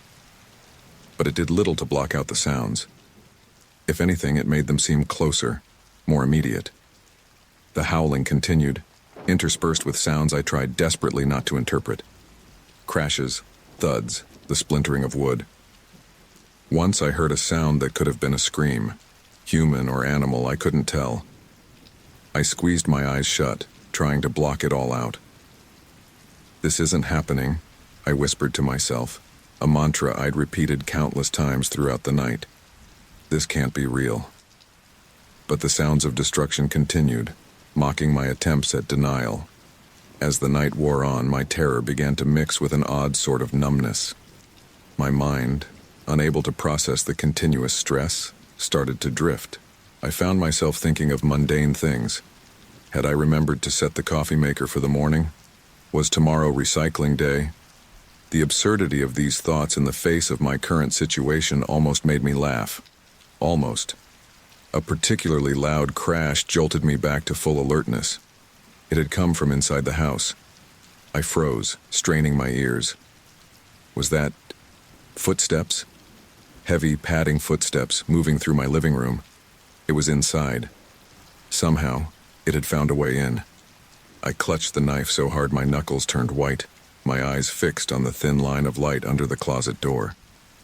Any second now, I expected to see a shadow fall across it, to hear that bone-chilling growl right outside my hiding place. The footsteps drew closer, accompanied by the sound of snuffling like a dog trying to catch a scent. My heart pounded so loudly I was sure it would give me away. The shadow I'd been dreading finally appeared under the door. I bit my lip to keep from whimpering, the coppery taste of blood filling my mouth. This was it. After hours of terror, it had found me. I raised the knife, knowing it was futile but determined to go down fighting. The doorknob began to turn agonizingly slowly, and then nothing. The shadow remained. The doorknob half turned, but the door didn't open. For what felt like hours, but was probably only minutes, nothing moved. I hardly dared to breathe. Finally, achingly slowly, the shadow receded. The heavy footsteps moved away, growing fainter until I couldn't hear them anymore. Still, I didn't move. This could be a trick, a ploy to draw me out. I don't know how long I sat there, poised on the edge of terror, waiting for the monster to return. But gradually I became aware of a change. The oppressive darkness of night was giving way to the soft gray light of dawn. As the first rays of sunlight began to filter through the closet slats, an eerie silence fell over the house. The constant sounds of destruction, the howls, the growls, all of it had stopped. This new quiet was almost more terrifying than the chaos of the night. I remained frozen in place, unsure what to do. Was it truly gone? Or was this just another trick? As the sunlight grew stronger, I finally gathered the courage to move. My body protested, stiff and sore from hours of immobility. Slowly, carefully, I eased the closet door open. The bedroom was empty, bathed in the soft light of early morning. Nothing moved. Nothing made a sound. The contrast to the terror of the night was so stark, it felt almost surreal. With trembling legs, I stepped out of the closet. The knife was still clutched in my hand, and I held it out in front of me as I made my way towards the bedroom door. Whatever waited for me in the rest of the house, I knew one thing for certain. The long night was over, but my nightmare was far from finished. The first rays of sunlight crept through the gaps in my curtains, painting the room in a deceptively peaceful glow. I hadn't slept a wink, my body still thrumming with residual adrenaline from the night's horrors. With trembling hands, I pushed myself up from the floor where I'd been huddled against the wall, every muscle screaming in protest. I shuffled towards the window, my movements stiff and mechanical. Part of me didn't want to look, didn't want to confirm that last night's terror had been real. But I had to know. Taking a deep breath, I yanked the curtains open. The sight that greeted me stole the air from my lungs. "Oh my God," I whispered, pressing a hand against the cool glass. My once pristine backyard was a scene of utter devastation. The lush grass I'd meticulously maintained was torn to shreds, deep furrows gouged into the earth as if by giant plows. My vegetable garden, which I'd spent countless weekends cultivating, was nothing more than a muddy pit. Tomato plants lay uprooted, their unripe fruit crushed and scattered. But it was the fence that truly drove home the reality of what had happened. The sturdy cedar planks that had stood for years were splintered and broken. reduced to kindling in some places. Long, deep gashes marred the wood that remained standing, claw marks that no natural animal could have made. I fumbled with the lock on the sliding door, my hands shaking so badly I could barely manage it. As I stepped out onto the patio, the cool morning air hit my face, carrying with it the acrid smell of destruction. Overturned soil, crushed vegetation, and something else. Something musky and animal. Cautiously, I made my way across the ruined lawn, my bare feet sinking into the torn earth. Up close, the damage was even more horrifying. The claw marks on the fence were deeper than I'd realized, some gouging almost all the way through the thick planks. Something caught my eye. A tuft of dark fur caught on a jagged piece of wood. My stomach churned as I reached out to touch it. It was coarse and matted, nothing like any animal fur I'd ever felt before. And there, clinging to the wood and fur, was a dark, rusty stain that could only be blood. I stumbled backward, my mind reeling. This was evidence, proof that I wasn't crazy, that last night had really happened. But even as the thought formed, I knew it wasn't enough. A bit of fur and some claw marks wouldn't convince anyone of the horror I'd witnessed. A door slammed nearby, jolting me from my thoughts. I spun around to see my neighbor, Bob, step out onto his back porch, coffee mug in hand. His eyes widened as he took in the scene. "Holy smokes, Jack," he called out, setting down his mug and hurrying over to the remnants of our shared fence. "What in the world happened here?" I opened my mouth, but no words came out. What could I possibly say? The truth would sound insane. I'm not sure," I finally managed, my voice hoarse. "I heard some commotion in the night, but I was too scared to come out and check." Bob's brow furrowed as he surveyed the damage. "Must have been one hell of a commotion. Looks like a tornado hit your yard." He paused, his eyes narrowing as he looked at me more closely. "You okay, Jack? You look like you've seen a ghost." I forced a weak smile. "Just a rough night. Didn't get much sleep." More neighbors were emerging now, drawn by the spectacle. I could hear their murmured conversations, see their shocked expressions as they took in the devastation. "Maybe it was a bear," someone suggested. "In suburban Iowa? No way," another voice countered. "Could have been vandals, bunch of kids with too much time on their hands." Their theories washed over me, each one more mundane and inadequate than the last. How could I explain that none of their guesses came close to the terror I'd experienced? "Jack?" Bob's voice cut through my thoughts. He was looking at me with concern. "Maybe you should sit down. You're looking a bit pale." I nodded numbly, allowing him to guide me back to my patio. As I sank into a chair, I caught sight of my reflection in the sliding glass door. I barely recognized the person staring back at me. My hair was a wild mess, sticking up at odd angles. Dark circles ringed my bloodshot eyes, which darted nervously from side to side. My skin was pale and clammy, and a thin sheen of sweat covered my forehead despite the cool morning air. "I'm calling the police," I heard someone say. "They need to see this." Panic surged through me at the thought. The police had already been here last night, and I'd hidden from them. How would I explain that? And what would I tell them about this? "No," I said, too quickly and too loudly. Heads turned in my direction, expressions of concern and confusion on my neighbors' faces. I swallowed hard, trying to modulate my voice. "I mean, I already called them. They came by last night." It wasn't entirely a lie, but it felt hollow on my tongue. Bob sat down next to me, his face etched with worry. "Jack, what's really going on here? This isn't like you." I looked at him, this man I'd shared beers and backyard barbecues with for years. In that moment, I wanted nothing more than to tell him everything, to share the burden of this impossible knowledge.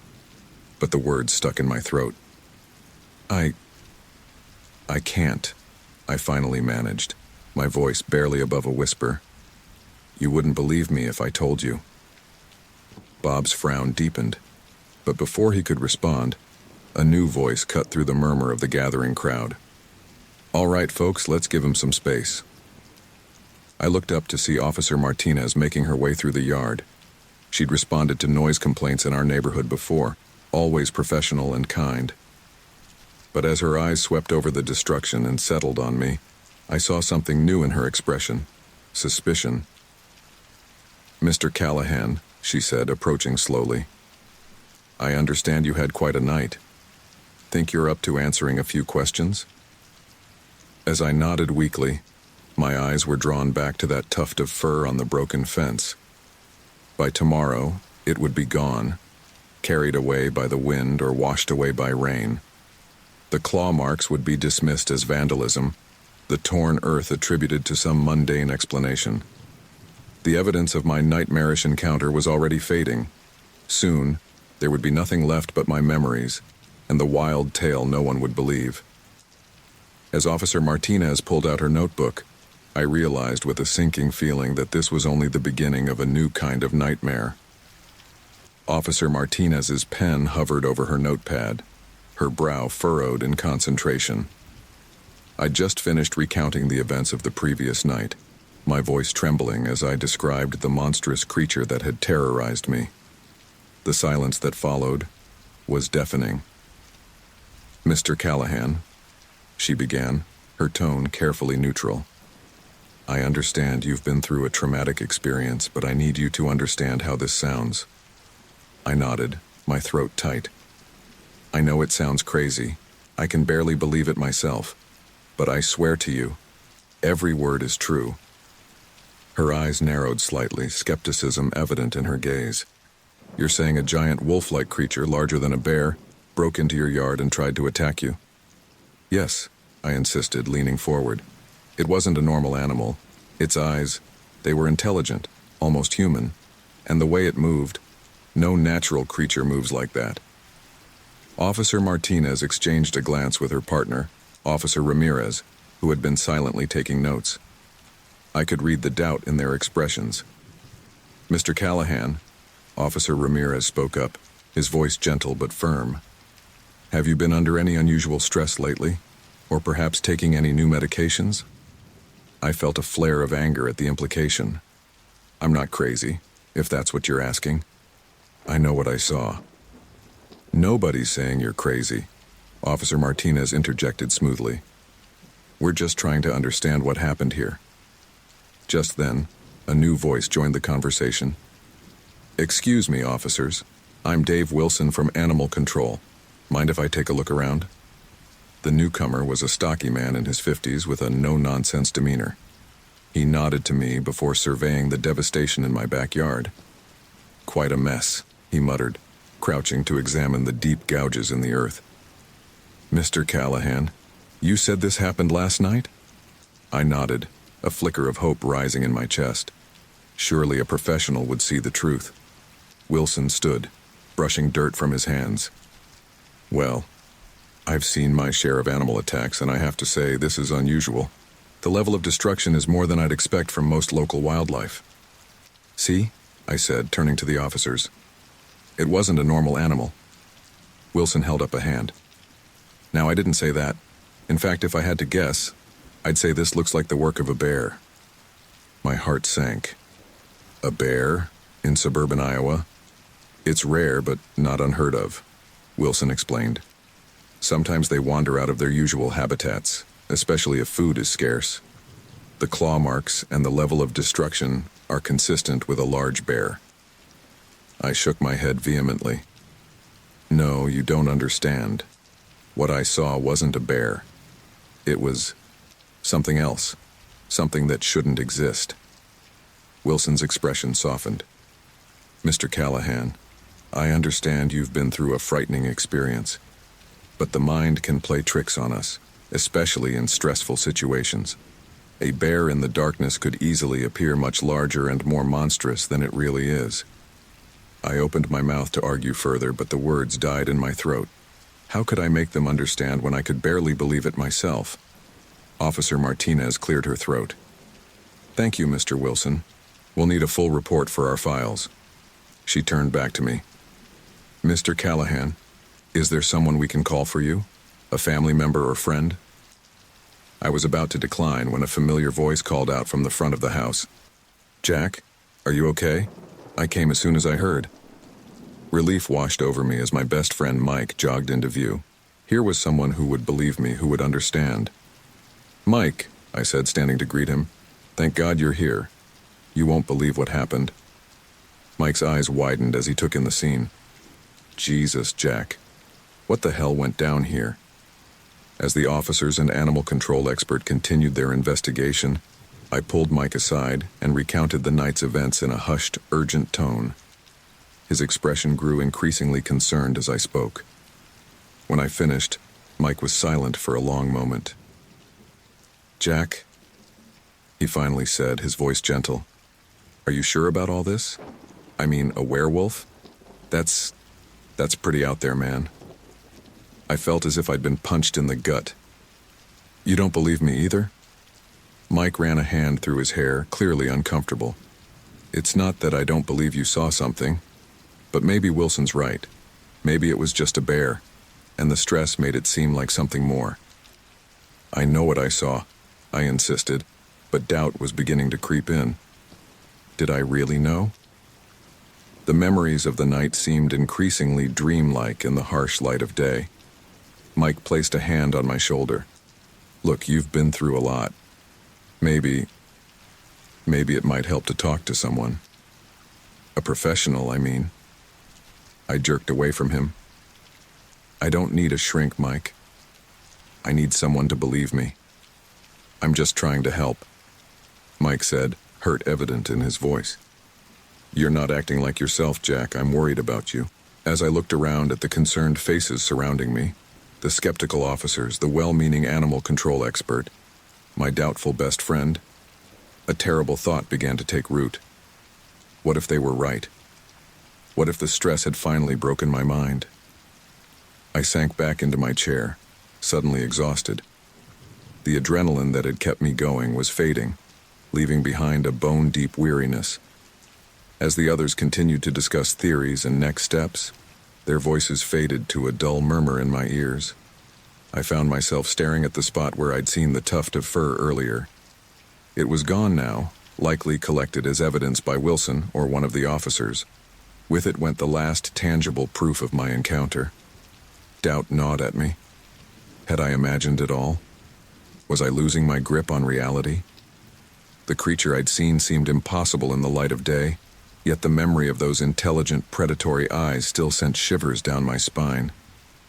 As the day wore on and more officials arrived to document the damage, I retreated further into myself. Each questioning glance, each carefully worded inquiry about my mental state, chipped away at my certainty. By the time the sun began to set, casting long shadows across my ruined yard, I was no longer sure of anything. The one thing I knew for certain was that no one believed my story. The soft glow of my computer screen illuminated my haggard face as I hunched over the keyboard, eyes burning from hours of relentless searching. The clock on my desk ticked past 3 a.m., but sleep was the furthest thing from my mind. I needed answers, validation, anything to prove I wasn't losing my grip on reality. My fingers flew across the keys. Wolf attack, Iowa, giant wolf sightings, unexplained animal attacks. Page after page of results scrolled by, but nothing matched what I'd experienced. There were plenty of stories about normal wolf encounters, sensationalized tales of cryptids, and endless debates on forums dedicated to the paranormal. But nothing concrete, nothing that could explain what had terrorized me just hours ago. "This can't be happening," I muttered, running a hand through my disheveled hair. "There has to be something." A new search brought me to a site cataloging werewolf legends from around the world. The illustrations made my blood run cold. Some bore an uncanny resemblance to the creature I'd seen. But these were just stories, myths passed down through generations. They couldn't be real, could they? As dawn broke, I switched on the local news, desperate for any information. The anchor's voice filled my living room. In local news, authorities are investigating a series of unusual animal attacks in Cedar County. Several farms have reported livestock killings over the past week, with experts puzzled by the scale and nature of the attacks. I leaned forward, heart pounding. This had to be related. The report continued. Wildlife officials suggest the culprit may be a pack of coyotes or potentially a mountain lion that has strayed from its usual territory. Residents are advised to secure their properties and report any unusual sightings. No, no, no, I growled at the TV. It's not coyotes or a mountain lion. Why can't they see that? But I knew why. The truth was too impossible, too terrifying to contemplate. Even I was struggling to believe it in the harsh light of day. As soon as the library opened, I was there, ignoring the curious glances from the librarian as I piled books on cryptozoology, folklore, and unexplained phenomena onto the checkout counter. Doing some light reading? She asked, eyebrow raised as she scanned. Werewolves, myth or reality? I forced a weak smile. Just, research for a novel I'm working on. Back home, I spread the books across my dining room table, diving into accounts of werewolf sightings and theories about shapeshifters. Most of it was clearly fiction, or the ramblings of conspiracy theorists. But here and there, I found accounts that resonated with my experience. Descriptions of impossible creatures, of strength and savagery beyond any natural animal. As I scribbled notes, my phone buzzed with a news alert. A video had gone viral, purportedly showing a large, unidentified animal in the woods near Cedar Rapids. My hands shook as I pressed play. The footage was grainy, shot on a cell phone at night. Something large moved through the trees, its eyes reflecting the camera's flash. For a moment, my breath caught in my throat, but as I replayed it, my heart sank. It could have been anything: a bear, a large dog, even a person in bulky clothing. There was nothing definitive, nothing that could corroborate my story. Frustration boiling over, I slammed my laptop shut and stormed out into my backyard. The scene of destruction had been partially cleaned up, but evidence of the attack remained. Gouges in the earth, splinters of wood from my shattered fence. I dropped to my knees, frantically searching the ground. There had to be something, some piece of evidence I'd missed. A tuft of fur, a footprint, anything that could prove I wasn't crazy. Come on, I muttered, sifting through leaves and dirt. There has to be something. Jack, what are you doing? I looked up to see my neighbor Bob, peering over what was left of the fence. His brow was furrowed with concern. I'm just looking for something I dropped, I lied, scrambling to my feet. Bob's frown deepened. Jack, I'm worried about you. You haven't been yourself since whatever happened here. Maybe you should talk to someone? I felt a flash of anger. I don't need to talk to anyone. I need people to believe me. Believe what, Jack? Bob asked gently. That a monster attacked your yard? Listen to yourself. You know how that sounds, right? I opened my mouth to argue, then closed it. How could I explain when I barely understood it myself? Bob sighed. Look, we're all here for you if you need anything. Just take care of yourself, okay? As he walked away, I sank onto a nearby bench, head in my hands. The events of the past 24 hours swirled in my mind. The terror of the attack, the disbelief of the authorities, the fruitless search for answers. Was I really losing my mind? No. I couldn't accept that. I knew what I'd seen, what I'd experienced. The creature had been real, as impossible as that seemed. I looked up at the setting sun, a chill running down my spine as shadows lengthened across my yard. Night was coming again, and with it, the possibility of another encounter. My fingers tightened around the scrap of paper in my pocket, a phone number for a local paranormal investigator I'd found online.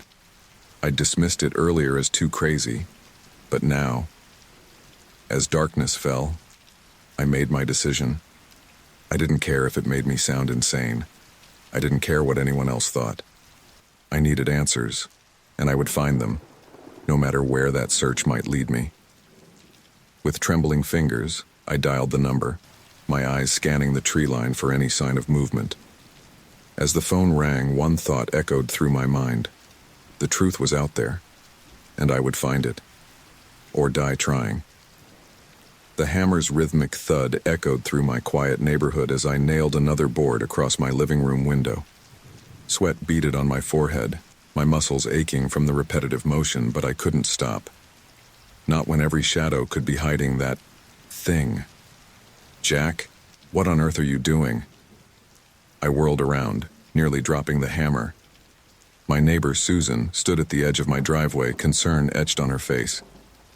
I'm just reinforcing the windows, I said, trying to keep my voice steady. You can never be too careful, right? Susan's frown deepened. Careful about what? Jack, this isn't like you. Is everything okay? I forced a weak smile. Everything's fine. Just some home improvements. As Susan walked away, shaking her head, I caught sight of other neighbors peering out their windows, whispering to each other. Their worried glances felt like physical weight on my shoulders, but I couldn't bring myself to care. They didn't know. They hadn't seen what I'd seen. Back inside, I surveyed my handiwork. Every window was now covered with thick wooden boards, only thin slivers of daylight seeping through the cracks. It made the house feel like a tomb, but at least it felt safer. As night fell, I paced from room to room, checking and rechecking the locks, the boarded windows, the improvised weapons I'd placed strategically around the house. A baseball bat by the front door, a kitchen knife on the nightstand. It wasn't much against a creature like the one I'd encountered, but it was something. Sleep was impossible. Every creak of the house settling, every rustle of leaves outside sent my heart racing. I sat rigid in my armchair, bat clutched in my sweaty palms, eyes darting to every shadow. Around midnight, a sound froze the blood in my veins, a long, mournful howl in the distance. I was on my feet in an instant, pressing my ear against the boarded window. No, no, no, I muttered. It can't be. It can't be back. The howl came again, closer this time. Or was it just my imagination? I couldn't tell anymore. The sun dipped below the horizon, painting the sky in ominous shades of red and purple. I sat perched on the edge of my armchair, a high-powered flashlight in one hand and my phone in the other, its camera app open and ready. My entire body thrummed with nervous energy as I stared out into the gathering darkness. This time, I'll have proof, I muttered to myself, adjusting the makeshift barricade I'd constructed in front of the living room window. It wasn't much, just a bookshelf and a few chairs piled against the boarded-up window. But it made me feel marginally safer. The rational part of my brain knew how ridiculous this all was. Sitting here, waiting for a monster that couldn't possibly exist, and yet the memory of those razor-sharp claws, those intelligent predatory eyes, it was all too vivid to dismiss. Hours ticked by, each minute stretching into an eternity. Every shadow seemed to move, every sound amplified in the stillness of the night. My eyes burned from the strain of constant vigilance, but I didn't dare blink for too long. A sudden rustling in the bushes outside sent my heart rate skyrocketing. I leaped to my feet, flashlight beam darting wildly across the yard. "Show yourself," I shouted, my voice cracking with fear and exhaustion. The bushes parted, and a pair of eyes reflected the light. For a moment, terror paralyzed me. Then, a raccoon waddled into view, regarding me with casual disinterest before ambling off into the night. I slumped back into my chair, letting out a shaky laugh. "Get it together, man," I chided myself. "You're jumping at shadows." As the night wore on, my eyelids grew heavier, despite the adrenaline coursing through my veins. I pinched myself, slapped my cheeks, anything to stay awake. But the human body can only fight exhaustion for so long. I don't know when I dozed off, but I snapped awake with a jolt, heart pounding. Something had changed. The air felt thicker, charged with an electric tension that made the hair on the back of my neck stand up. Then I heard it. Heavy, ragged breathing, just outside my window. I froze, barely daring to breathe myself. Slowly, I raised my flashlight, its beam trembling as I aimed it towards the sound. Two yellow eyes gleamed in the darkness, reflecting the light like twin flames. "Oh God," I whispered, my mouth dry with terror. "It's back." The creature let out a low growl that seemed to vibrate through my very bones. I could make out its massive silhouette now, easily twice the size of any wolf I'd ever seen. Its fur was matted and wild, its muscles rippling beneath its skin as it paced back and forth, those unnatural eyes never leaving mine. With shaking hands, I raised my phone, desperate to capture some evidence of this impossible being. But as soon as the camera flash went off, the creature let out a bone-chilling howl and lunged at the window. The impact shook the entire house. Wood splintered as the boards I'd so carefully nailed gave way under the beast's immense strength. My barricade teetered precariously, the bookshelf groaning under the strain. "No, no, no." I scrambled backwards, nearly falling over my own feet in my haste to put distance between myself and the monster trying to break in. The creature slammed against the window again, and this time, I heard the distinct crack of glass. It was only a matter of time before it broke through completely. I ran to the kitchen, frantically searching for a weapon, anything to defend myself. My eyes fell on the knife block and I grabbed the largest one, its weight oddly comforting in my hand. Another crash from the living room, followed by the sound of shattering glass. My barricade had failed. "Stay back," I yelled, brandishing the knife in front of me as I backed into a corner. "I'm warning you." A low, rumbling growl was the only response. I could hear the creature moving through my house now, its claws clicking against the hardwood floors. The sound grew closer, and I realized with dawning horror that it was tracking me by scent. A massive, fur-covered head appeared in the kitchen doorway, those yellow eyes fixing on me with predatory focus. Saliva dripped from jaws filled with teeth sharper than any natural wolf's had a right to be. Time seemed to slow as the creature tensed, preparing to spring. In that moment, I knew with absolute certainty that I was about to die. But some primal instinct for survival kicked in. As the beast lunged, I ducked and rolled, feeling the rush of air as massive claws barely missed my head. I scrambled to my feet and ran, not caring where, just needing to put distance between myself and those snapping jaws. I found myself in the garage, surrounded by tools and junk accumulated over years. The creature's snarls echoed behind me as it recovered from its missed attack. My eyes darted wildly around the cluttered space, looking for anything that might save me. They landed on a can of gasoline I kept for the lawnmower, and a desperate plan formed in my mind. As the monster burst into the garage, I unscrewed the cap and flung the contents towards it.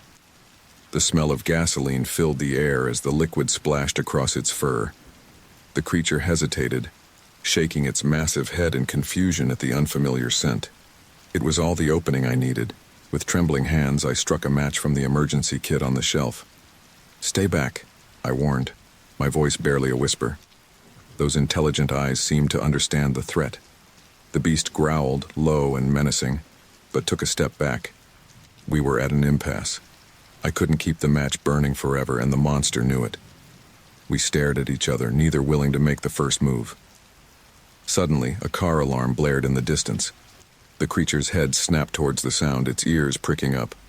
After a moment's hesitation, it turned and bounded out of the garage, disappearing into the night as quickly as it had appeared. I slumped to the floor, the match slipping from my numb fingers. As the adrenaline faded, I began to shake uncontrollably, the reality of what had just happened crashing over me. The beast was real. It had come back, and it had nearly killed me. As the first light of dawn began to creep over the horizon, I sat there in my gasoline-soaked garage, surrounded by the wreckage of my home and my sense of safety. One thought echoed through my mind, a mantra of fear and determination. I couldn't stay here. The first rays of sunlight crept through the shattered remains of my living room window, illuminating the chaos within. My hands trembled as I surveyed the wreckage, my mind struggling to process the events of the night.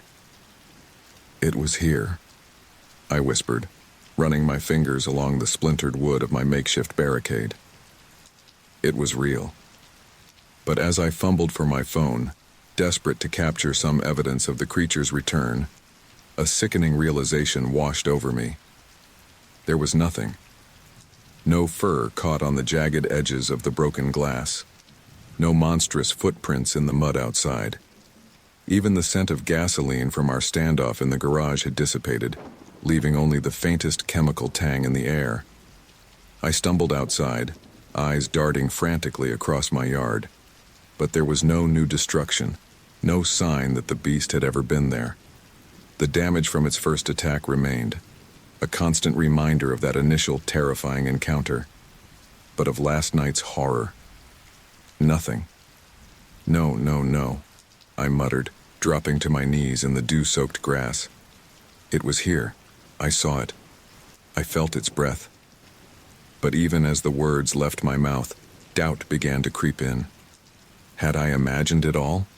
Was the stress, the lack of sleep, finally breaking my mind? A sob bubbled up from my chest, raw and primal. Once it started, I couldn't stop. I wept there in my backyard, surrounded by the ordinary sounds of a neighborhood waking up. Birds chirping, a distant lawnmower, children's laughter. The normalcy of it all felt like a mockery of the terror I'd experienced.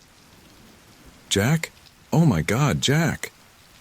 I looked up through tear-blurred eyes to see my sister Emily rushing towards me. She must have used her spare key to check on me after my frantic late-night texts. I choked out as she knelt beside me, her arms wrapping around my shaking form. You have to believe me. It came back. It was here. Emily's embrace tightened, her voice gentle but strained. Shh, it's okay. You're safe now. There's nothing here, Jack. Look around. But I couldn't look. I couldn't face the pristine yard, the lack of evidence that would prove my story a delusion. Come on, Emily said softly, helping me to my feet. Let's get you inside. As she guided me back into the house, I caught sight of my reflection in a broken shard of mirror. Wild eyes, matted hair, clothes stained with dirt and sweat. I barely recognized myself. Emily's sharp intake of breath as we entered the living room was almost a relief. At least the destruction was real, even if its cause remained a mystery to everyone but me. Jack, what happened here? She asked, her eyes wide as she took in the splintered wood and shattered glass. I opened my mouth to explain, but the words caught in my throat. How could I make her understand? How could I describe the gleam of those unnatural eyes, the hot breath of a creature that shouldn't exist?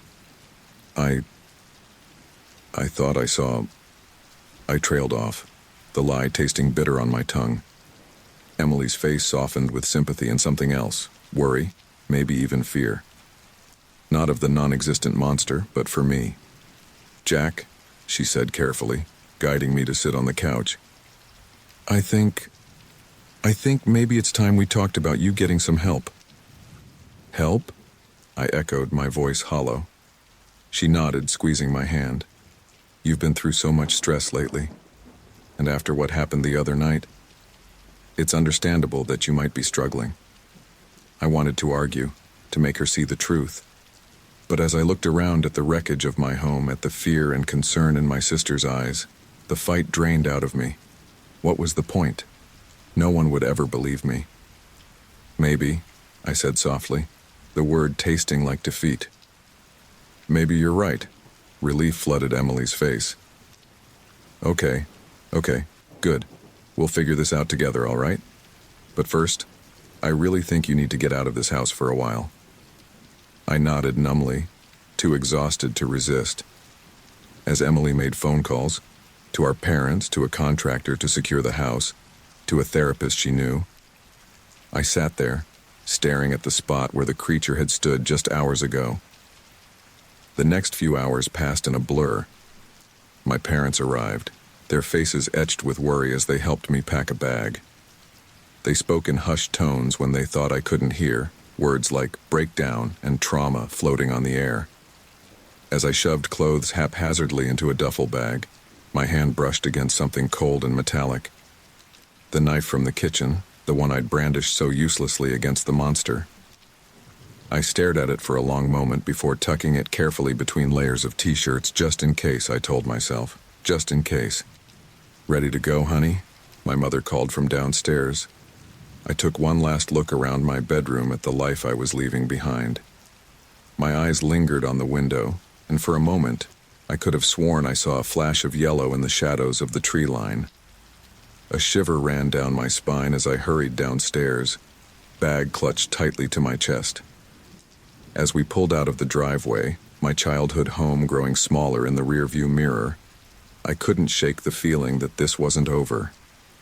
That somewhere out there in the darkness of the forest those unnatural eyes were watching. Waiting. The creature had disappeared without a trace, leaving me with nothing but unresolved terror and a family who thought I was losing my mind. But deep down I knew the truth. It was real. It was out there,